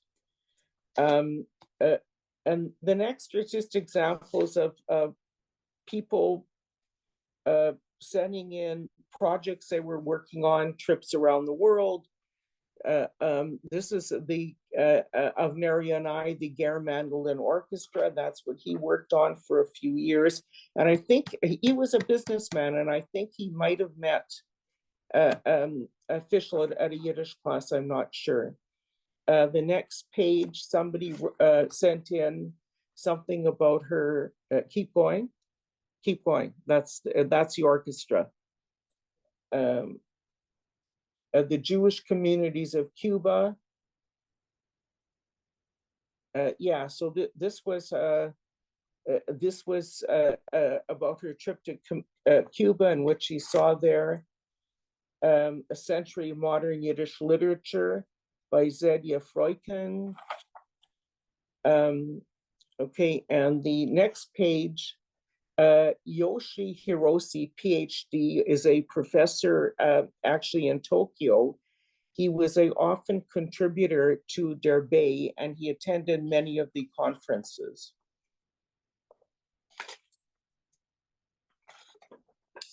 Let's keep going here. And now I'm just going to ask Shoshka Razel to say a few words about the website and how it became.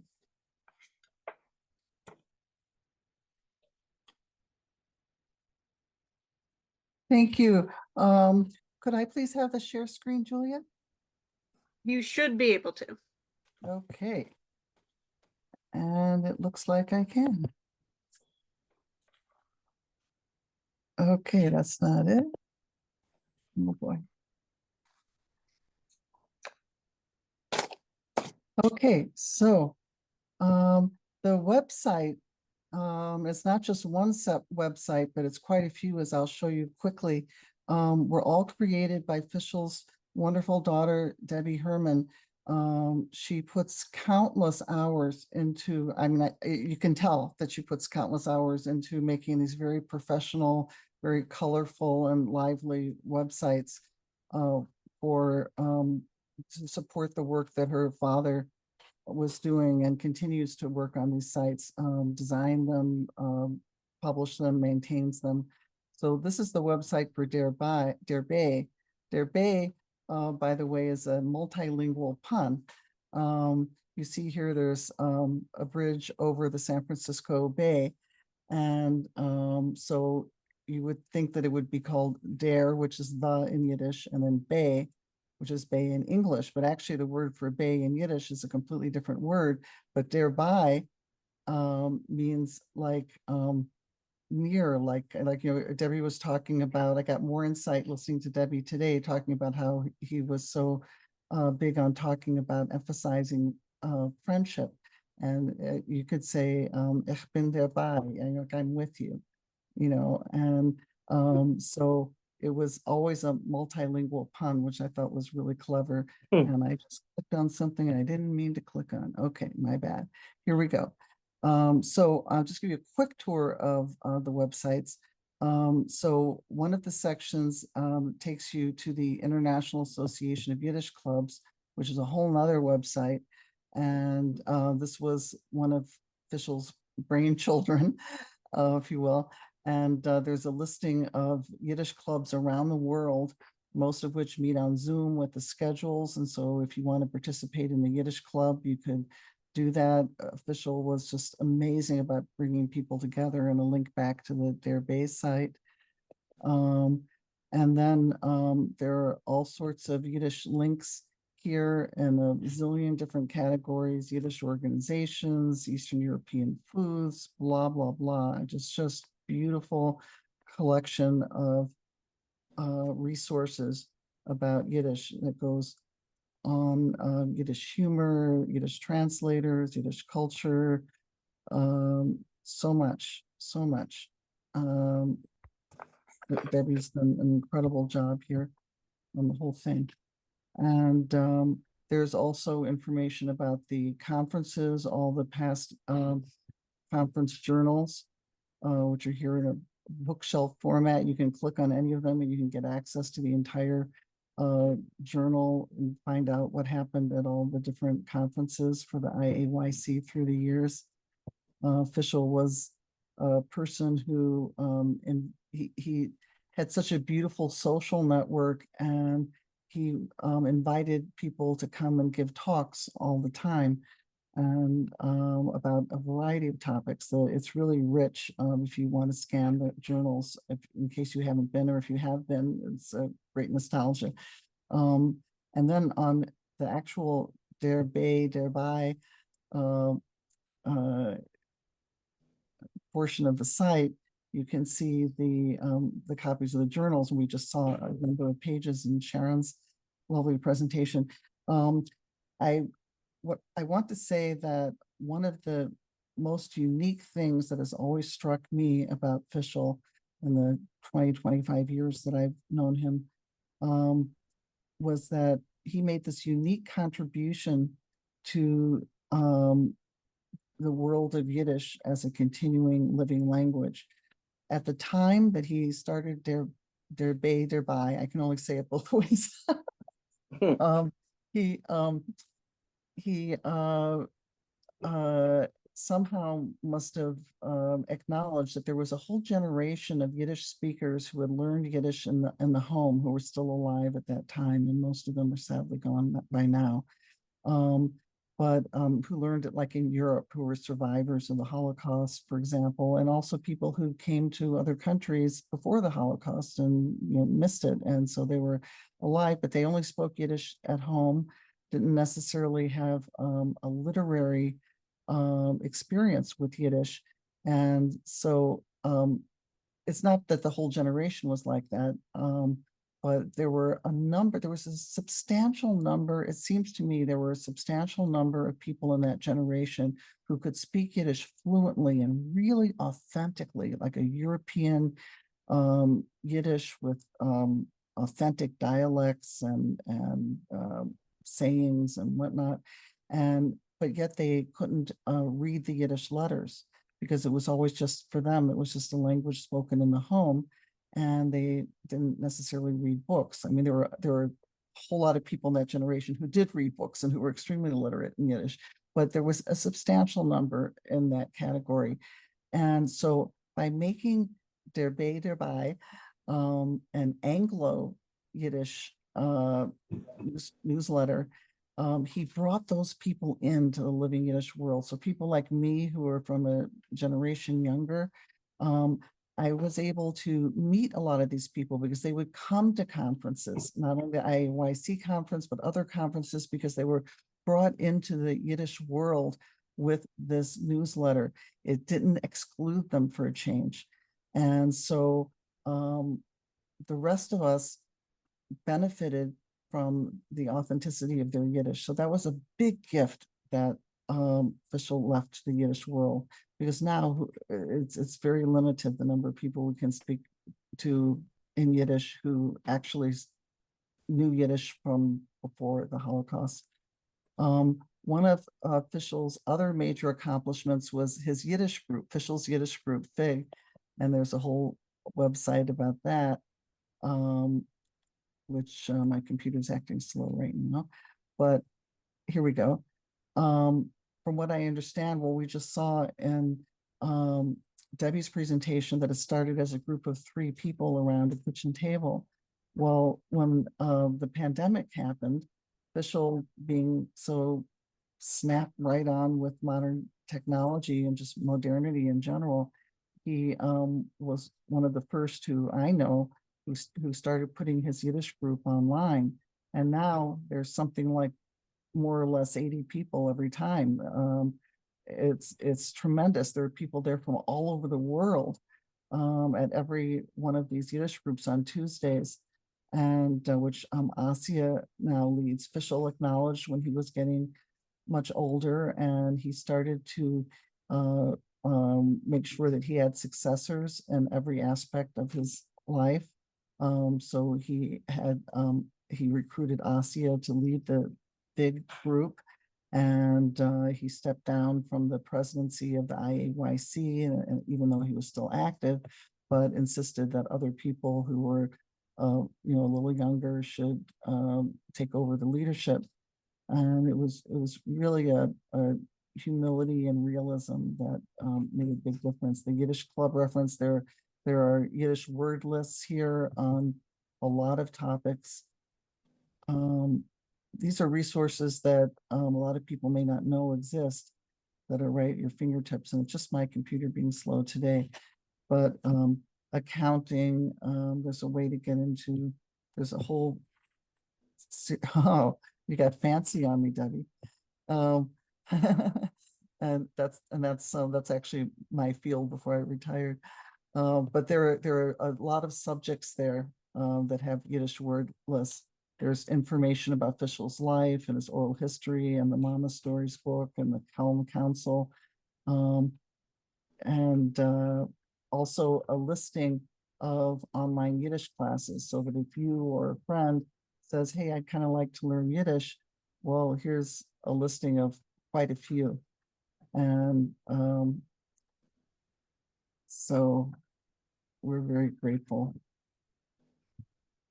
Sharon, did you have more? Thank you very much. Okay, I'm just going to just have a little bit left here about Der Bay. Okay, so yeah, Julia, page 20. There was always a page entitled Letters to the Editor, and I've just circled one because Marcia is still here, and it says Unser Yiddische Mamis article, September 2010. Just a little note that she sent official to tell you that you were confusing me with Sharon Love of Winnipeg. And of course, the editors note my error. I apologize to both.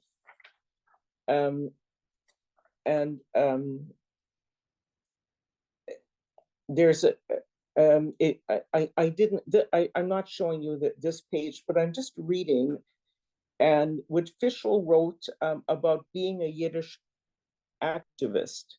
Be the Yiddish activist, be the attendee, the participator, the learner, the contributor. If everyone will do his or her share, Yiddish will have a bright future. By doing your share, you'll have a greater reward, more enjoyment, and help leave a rich cultural Yerusha legacy to your and my children and grandchildren. And I just want to mention about a personal story. I live in Winnipeg, and Winnipeg, Canada. We're 60 miles north of the American border, 60 miles north of North Dakota. And when I retired, and I must say that I was a world traveler, I realized that I'd never been to Mount Rushmore in that area because it's too close. And I did note that Anna Stanton, who sadly passed away about 2 years ago, she lived in Rapid City, and she was a frequent contributor to Der Bay.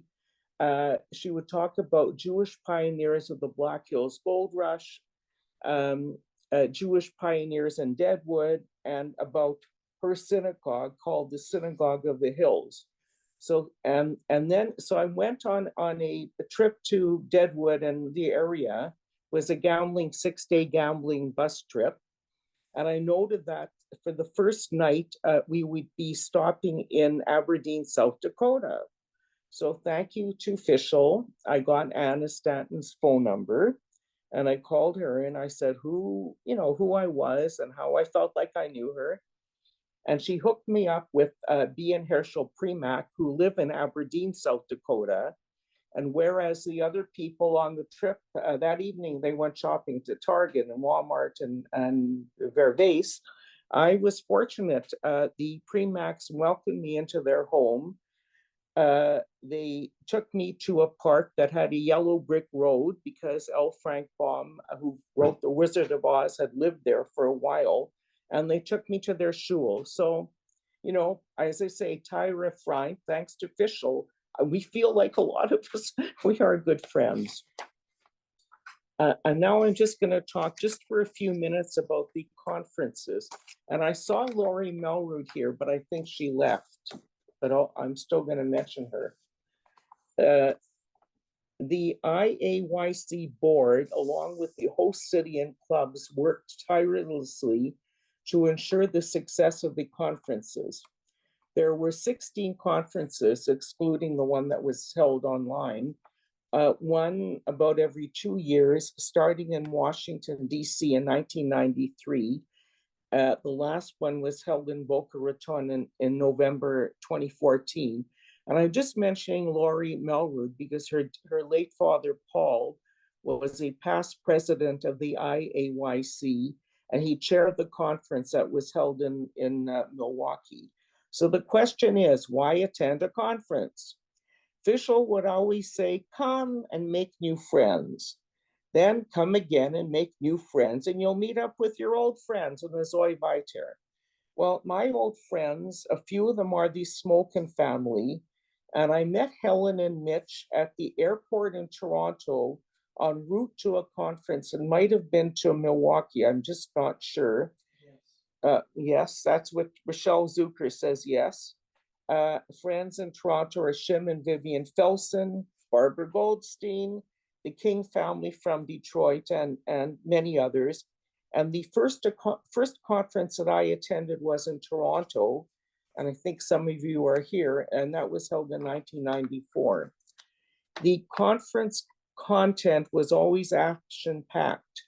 2 full days and 2 half days of lectures, musical entertainment, tours, opportunities for IAYC club members to share program ideas, and so on. There is always a book vendor, a Judaica vendor, and places for clubs to display their materials, program ads, and to share ideas. In several conferences, city tours were available to be taken, and they weren't your average blue line tour. These tours were led by Jewish community members with an emphasis on the Jewish history of that particular city. And I went on tours in Detroit, Milwaukee, Washington, and maybe there were a few more. And for me, and I'm sure many other attendees, it was a chance to get together with relatives and or friends who lived in those cities. All of the breakout sessions were designated as Y, Yiddish, E, English, or Y/E.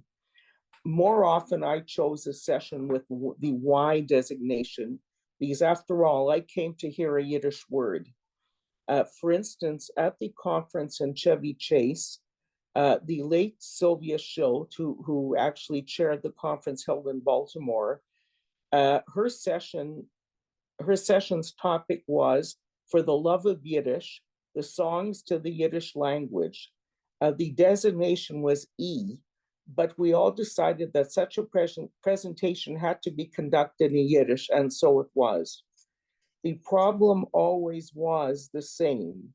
With 4 or 5 breakout sessions being held at the same time, it was always difficult to choose which one to take in. Speakers, some people here today, Rafael, Yosef, Boris, Sheva, you were often keynote or plenary session speakers. I was always in awe of the myriad of speakers ranging from professors, linguists, PhDs, educators, musicians, and to people who just happened to have an interesting life story or project that they were working on. And thanks to Fishl to having found those people. I always enjoyed sessions led by Troy Handler, Hildy Rubin, and I was just in awe of Sam Cassow. He spoke for us twice, or we heard him twice in Milwaukee. In Yiddish, he was our keynote speaker one morning, and that afternoon, we attended a community show program where he was also the keynote speaker. In Detroit, we had a chance to tour their Holocaust Memorial Center, have dinner there, and the after dinner speaker was the late Guy Stern. He passed away in December last year. He was 101. He was a professor emeritus at Wayne State University. And he spoke about his being one of the Ritchie boys during the Second World War. And we also toured the Ritchie Boys exhibit there. And he's been on 60 Minutes, and you'll have to Google the Ritchie Boys. I can't go into that now for lack of time. As I said, Fishl had a knack for ferreting out speakers from every walk of life. And Debbie, you mentioned Evelyn Seleni. She was in his Yiddish class. Evelyn and her family luckily left Europe in the late 1930s and lived on a Jewish settlement in Bolivia. In the early 1950s, the family moved to San Francisco. And as you said, well, as Evelyn said, she was hired probably because she spoke many languages, and she worked for the late Senator Tom Lantos, running his campaign office locally until he was elected to the Senate. And I could go on and on. I'll just mention the musical entertainment was just top notch. Mitchell Smolkin, the late Laurie Cahan Simon, Daniel Kahn, actors Neil Michaels and Michael Smolash in Detroit, Yale Strom and Elizabeth Schwartz in La Jolla. And in La Jolla was where Yale, we saw his film Carpathia. I think we started watching at midnight and nobody left the room. And when we move into the groups, the next segment of this conference or a memorial, I like to ask if anybody remembers when we went on strike. So that's my lead-in question. Thank you. Thank you so much, Sharon. Thank you, Shoshka. Before we go to Shmuel, Debbie, did you find your video? You're muted. Didn't go on strike. Okay, I did want to mention something. My father was president of many organizations, but one was the Teachers Association. And he negotiated a settlement, you know, a contract. But after he stepped down, they couldn't. And I was thinking, and they went out on strike. And so what he did when it came time for his negotiation, he actually held a lock-in, and he locked all the teachers in the school.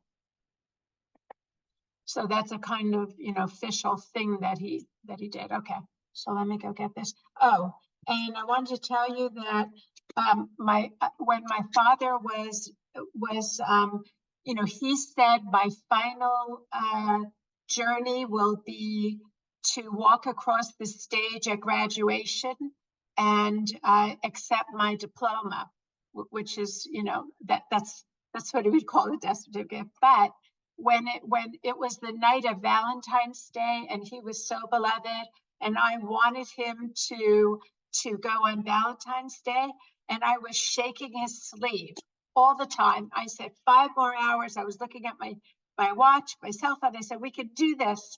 And I was really excited. And then, of course, it wasn't, he had other ideas. And I was kind of bummed. And it turns out, though, that February 13th is International Friendship Day. So that's and I didn't know that that's what bi meant. Okay, so okay, I'm going to put this here and let me see if I can share this with you.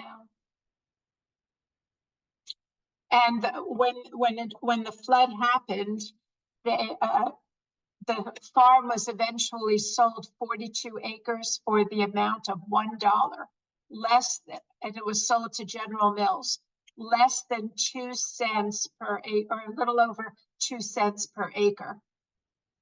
And because there were fish on the property, the creek overflowed, the Delaware River overflowed. It was a 100-year flood.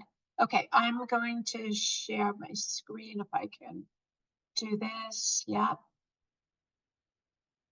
Let's see if I can do this. Share, and let me pull this up. Okay, are you seeing this? Yep, we see it. Okay, so let's see if we can go here. You're seeing a video? Yep, and it's big now. Okay, and let me share with sound. Okay, so share sound, okay.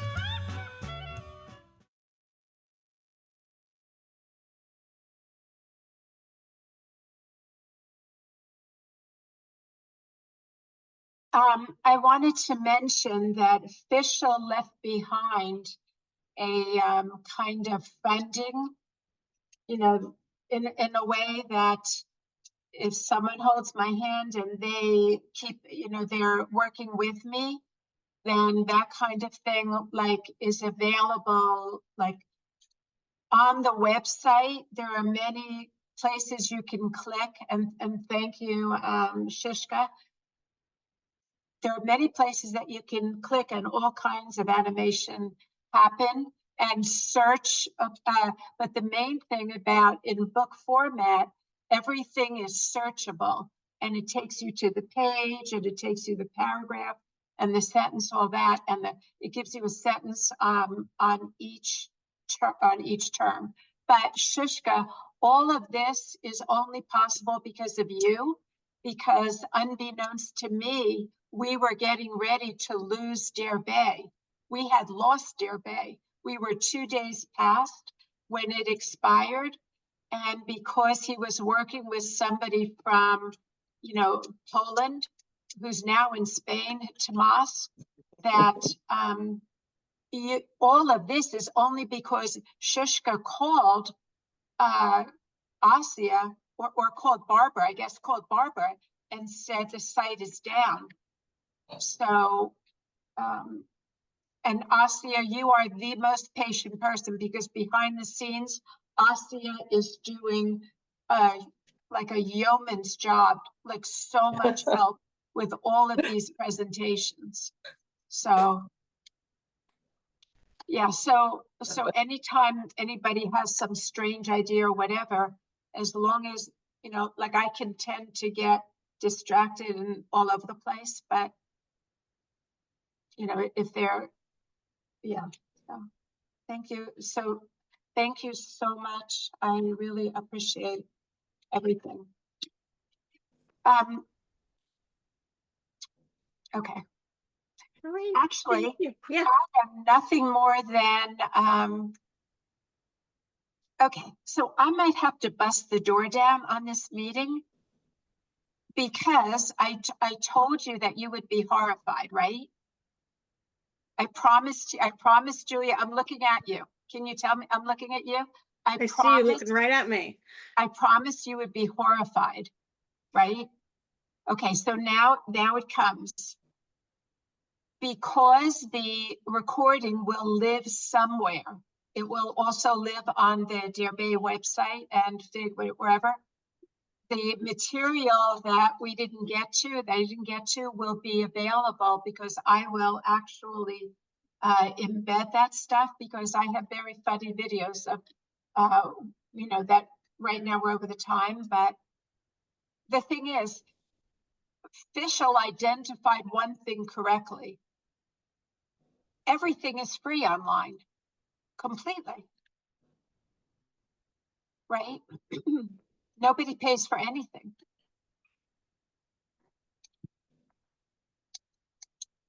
Great. Thank you so much, Debbie. We look forward to seeing that. We will now end the more formal part of the program. We will now go to Shmuas, where we can all reminisce about Fishl. We will have 2 English Shmuas groups and 2 Yiddish Shmuas groups. So you can choose whichever one you want to go in. Give me one moment to just get those set up. And I'm going to call them English 1, English 2, and then Yiddish 1 and Yiddish 2, and you can choose which one you want to go in. And in these rooms, you can feel free to just reminisce about your memories of Fishl, and we also have some leading questions. So I will open up the rooms, choose which room you want to go in, and we encourage you to participate. And then we will all join back together afterwards. And Asia, did you want to say a few words before we start? I just want to say that in my group, after listening for what was said already, maybe in my group, I would like to ask people to tell how Fishl affected their lives, how Fishl from their personal perspective, which is so important in my case. Yeah.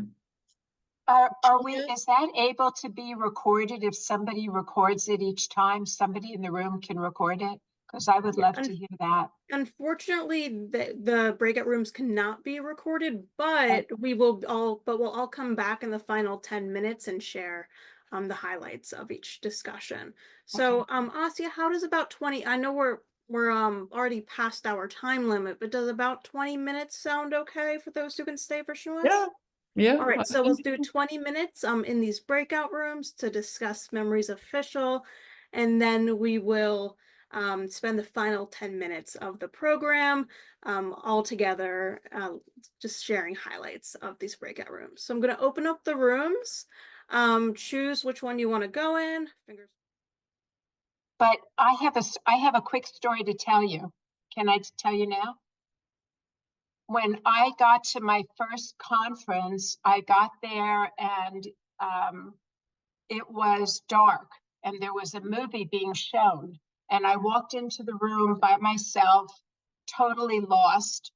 And there were some women from Toronto that were ushering me, come sit by me. And you remember Tzipi Levitov, the one who loved chocolate? It was like, from that moment, I looked up at this black and white movie and I felt so much love. It was like falling down a hole 1,000 years deep. And that's the difference between an in-person conference and, you know, like I hope that we will get, I mean, there was so much love for Shore's conference, but it would still be wonderful.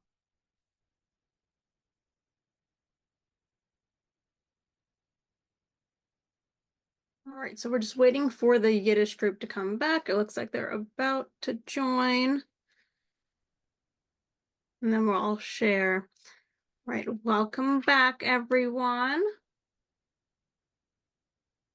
Just wait for everyone to rejoin, and then we will share highlights from our breakout rooms.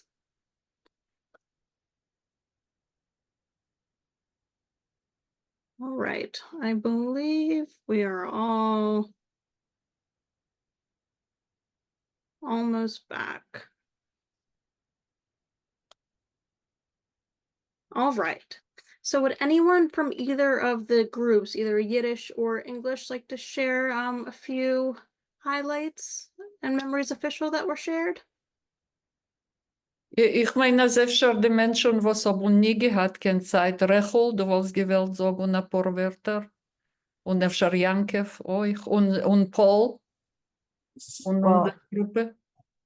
If I'll probieren sagen, I guess I have to speak in English because it's the general. It's a little noisy where I am, so if it's too bothersome, let me know. But basically, our group discussed, well, Fishl and different people, how they met him, and Rachel Weiner's story of how she was brought into, she lives in South Africa, but not even in a town where there's a lot of Jews. And she found a link to the Yiddish world through Fishl, who is half, you know, 3/4 way around the world, yet he brought her into the Yiddish world. And Okay, sure, love that. other people, the same thing, how Fishl was always so supportive and positive, and just it was all about friends and meeting people, and Fishl was always the catalyst. That's all. Good news. Yeah. Thank you. And maybe Paul and Yankov, a few words, please. Es ist schön, dass ich hab nicht persönlich gekannt Fishl. Ich bin du mit euch zu lieb dem Pandemie in Asias Gruppe. Von weit, von Frankreich. Schönen Dank. Sehr schön, dass du bist gekommen und du bist geblieben bis dem Sof.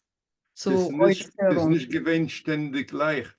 mein Englisch ist nicht so gut wie mein Französisch. In der noch, ob ich zu verstehen euch auf Jiddisch. In derselben Zeit. An Arbeit. Ja, sehr schön. Und es ist spät bei dir. Schönen Dank allen. Dank. Und Jankev, du wolltest gewollt sagen ein paar Wörter, bitte? Ja, ich habe Fishl nicht gekannt persönlich, nur durch in Zeit von der Pandemie habe ich gewusst, dass es ist eine Zoom-Treffung und ich habe angehalten, kommen und hören und es ist bei mir gewesen ein großes Vergnügen, weil mir da in Johannesburg sind wenig Menschen, die können reden Jiddisch. Und zu hören ein Jiddisch Wort ist eine wunderbare Sache. Dank. Na, dank. Ich bin maskim mit ihm. Und das ist Fishl. Ihr habt gehört von Johannesburg, von Durban, ihr habt gehört von Lyon, Frankreich, und Diana ist von Israel, Rishon LeZion, und von der ganzen Welt. Das ist poschet wunderbar. Ja. Toronto, New York. Wir sagen allemal, als die Pandemie ist gewesen, eine behaltene Brüche. Ja, Es hat uns gegeben Asyl und wir verbinden sich mit Menschen von über der ganzen Welt. Ja, so, man darf danken Gott verkaufen. ja. Rachel, I have quoted you many times. I like that. Dank, Sharon, yeah. And wir I just lachen alle. I know, no, but I just want to add that you were a frequent contributor to Der Bay, letters to the editor, and often you were asking for help, you know, for resources or where you can find something and so on. I just want to say, when I mentioned about the strike at a conference, so I was trying to figure it out. I think it was in Minneapolis. Why did we go on strike? We needed a we need a toaster. We needed a toaster for breakfast in the morning. So I think on the second day, Debbie, you remember this, or Barbara, they brought us a toaster. And after that was the 9th conference, maybe from then on, there was always a toaster. That was our strike. My father saved every letter that anyone wrote him, and he had it all in the file. So Rafael has so many letters of yours, but there were also people in prison that were writing to him, prison chaplains, and requesting Der Bay, because I guess some chaplains had read it, not even Jewish, and liked the warmth in it. But my father, because they were personal addresses, I don't think that I never remember seeing a single prison that he may have just said thank you, but you know, because of protection. Yeah, so.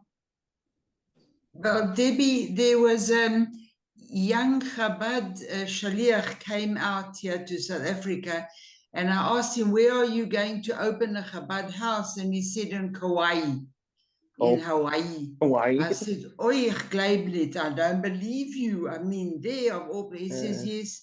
And unfortunately, there is quite a big prison, and he's going to make an effort to bring some kosher meat from New York. And then he made a funny statement, and he said, there's some of them that want Yiddish literature. And I said, get dabei. And whatever happened, I don't know, but I think the tentacles of Fishl's dabei certainly did spread far and wide. So whether it happened or not, he said they asked for Yiddish literature. I thought that would be the easiest thing for them to read. Oh, for sure. Or in transliteration, or I wasn't quite sure the caliber of prisoner that was there.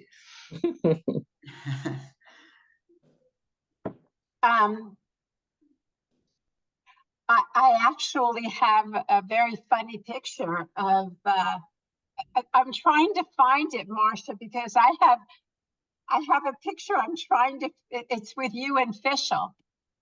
Yeah, so, but yeah, I have several with you, but it's a very funny one. So Debbie, it's interesting that you spoke about Evelyn, because that was an example of your father ferreting out somebody who had really a life story that was really interesting. Of which one? What Evelyn. Evelyn. Oh, Evelyn. Yeah. Yeah.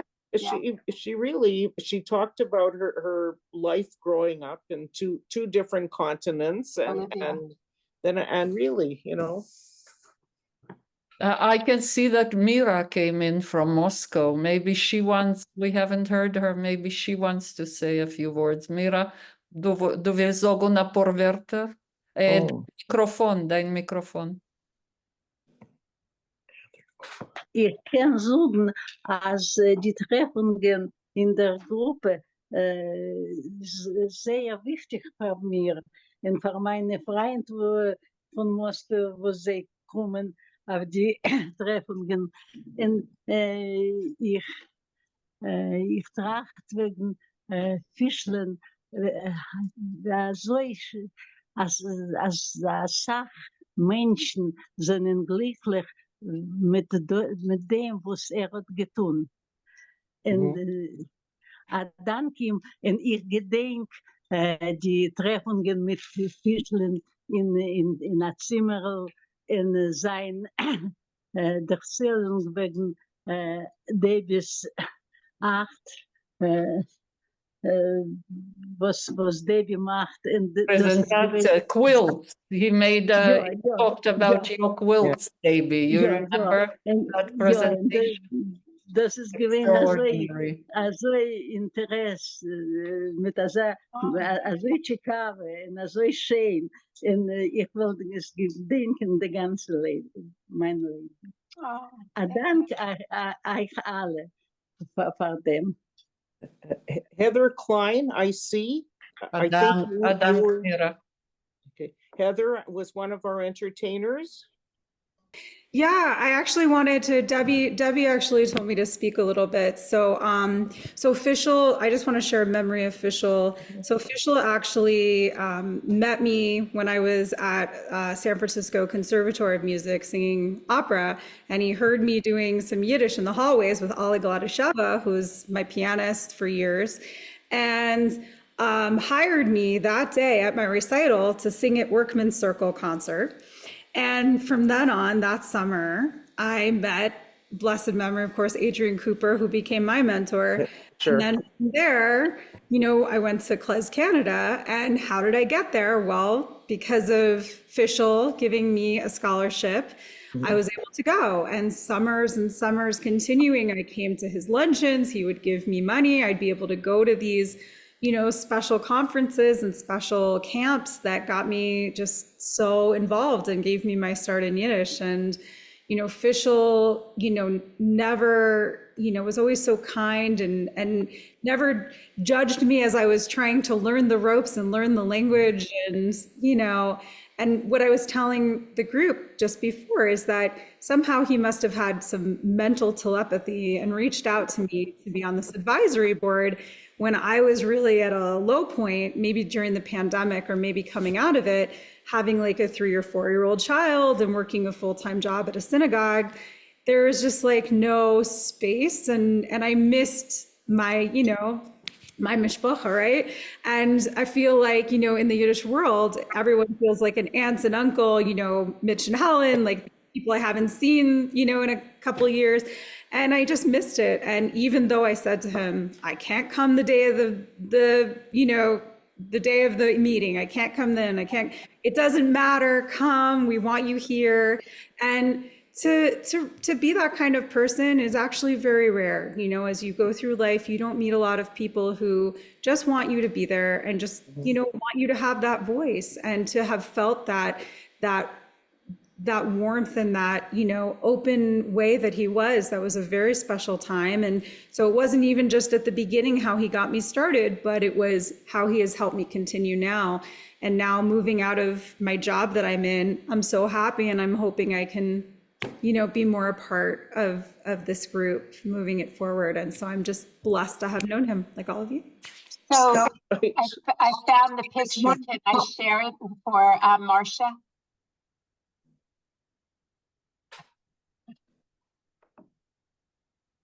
That's the book she wrote, Three Bears. This is Mashinka. Yes, Mashinka. Wow. Okay. You know, there's one part of Fishl that was mentioned briefly, but should be mentioned again. I have seen, because I'm older, so many things, because I was a student of the Fishl in the International Workers' Order, the IWO, which at some time was called the Linkerschule. But anyway, that's neither here nor there. There were so many mistakes that were made by the leaders where they didn't invite younger people in to continue the work that was being done. And because of it, you don't have the Morgan Freiheit, you don't have that, you haven't had that newspaper. You don't have the Internationale Arbeiter anymore. That's gone. Because people didn't understand that you have to bring in youth so that you can continue and you can excite the youth to continue Yiddishkeit and the organization going forward. But Fishl understood that. He understood that the mistakes that were made, and he always brought in younger people.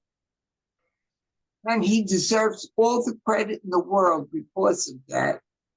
And I feel, Debbie, that that should be noted first and foremost, that he will never be forgotten, because he will be always be remembered, because he was so bright and so ahead of his time in understanding everything that was around him and the importance of moving Yiddishkeit forward. Yeah. And there's another thing I'd like to say. It has nothing to do with it, but you know, many times people will say, oh, well, you know, you're a secular Jew, you're a cultural Jew, meaning that you don't have religion. Well, I saw a very interesting film that the last Rabbi Schneerson said. He said, there's no such thing as secular Jews. All Jews are holy. And we have to always remember that. All Jews are holy. So when he was, you know, in preparing for this and going through stuff, Menke Katz, does anybody have Menke Katz's complete book of poems? Well, David Katz had that sent from the publisher to my dad, and he went through it, and he had little slips of paper that he was tearing out and marking with his favorite poems. So I made a list of what struck him, you know, but the thing is, I guess I love poetry only because, or when I first fell in love with poetry, it was the Yiddish poets translated into English.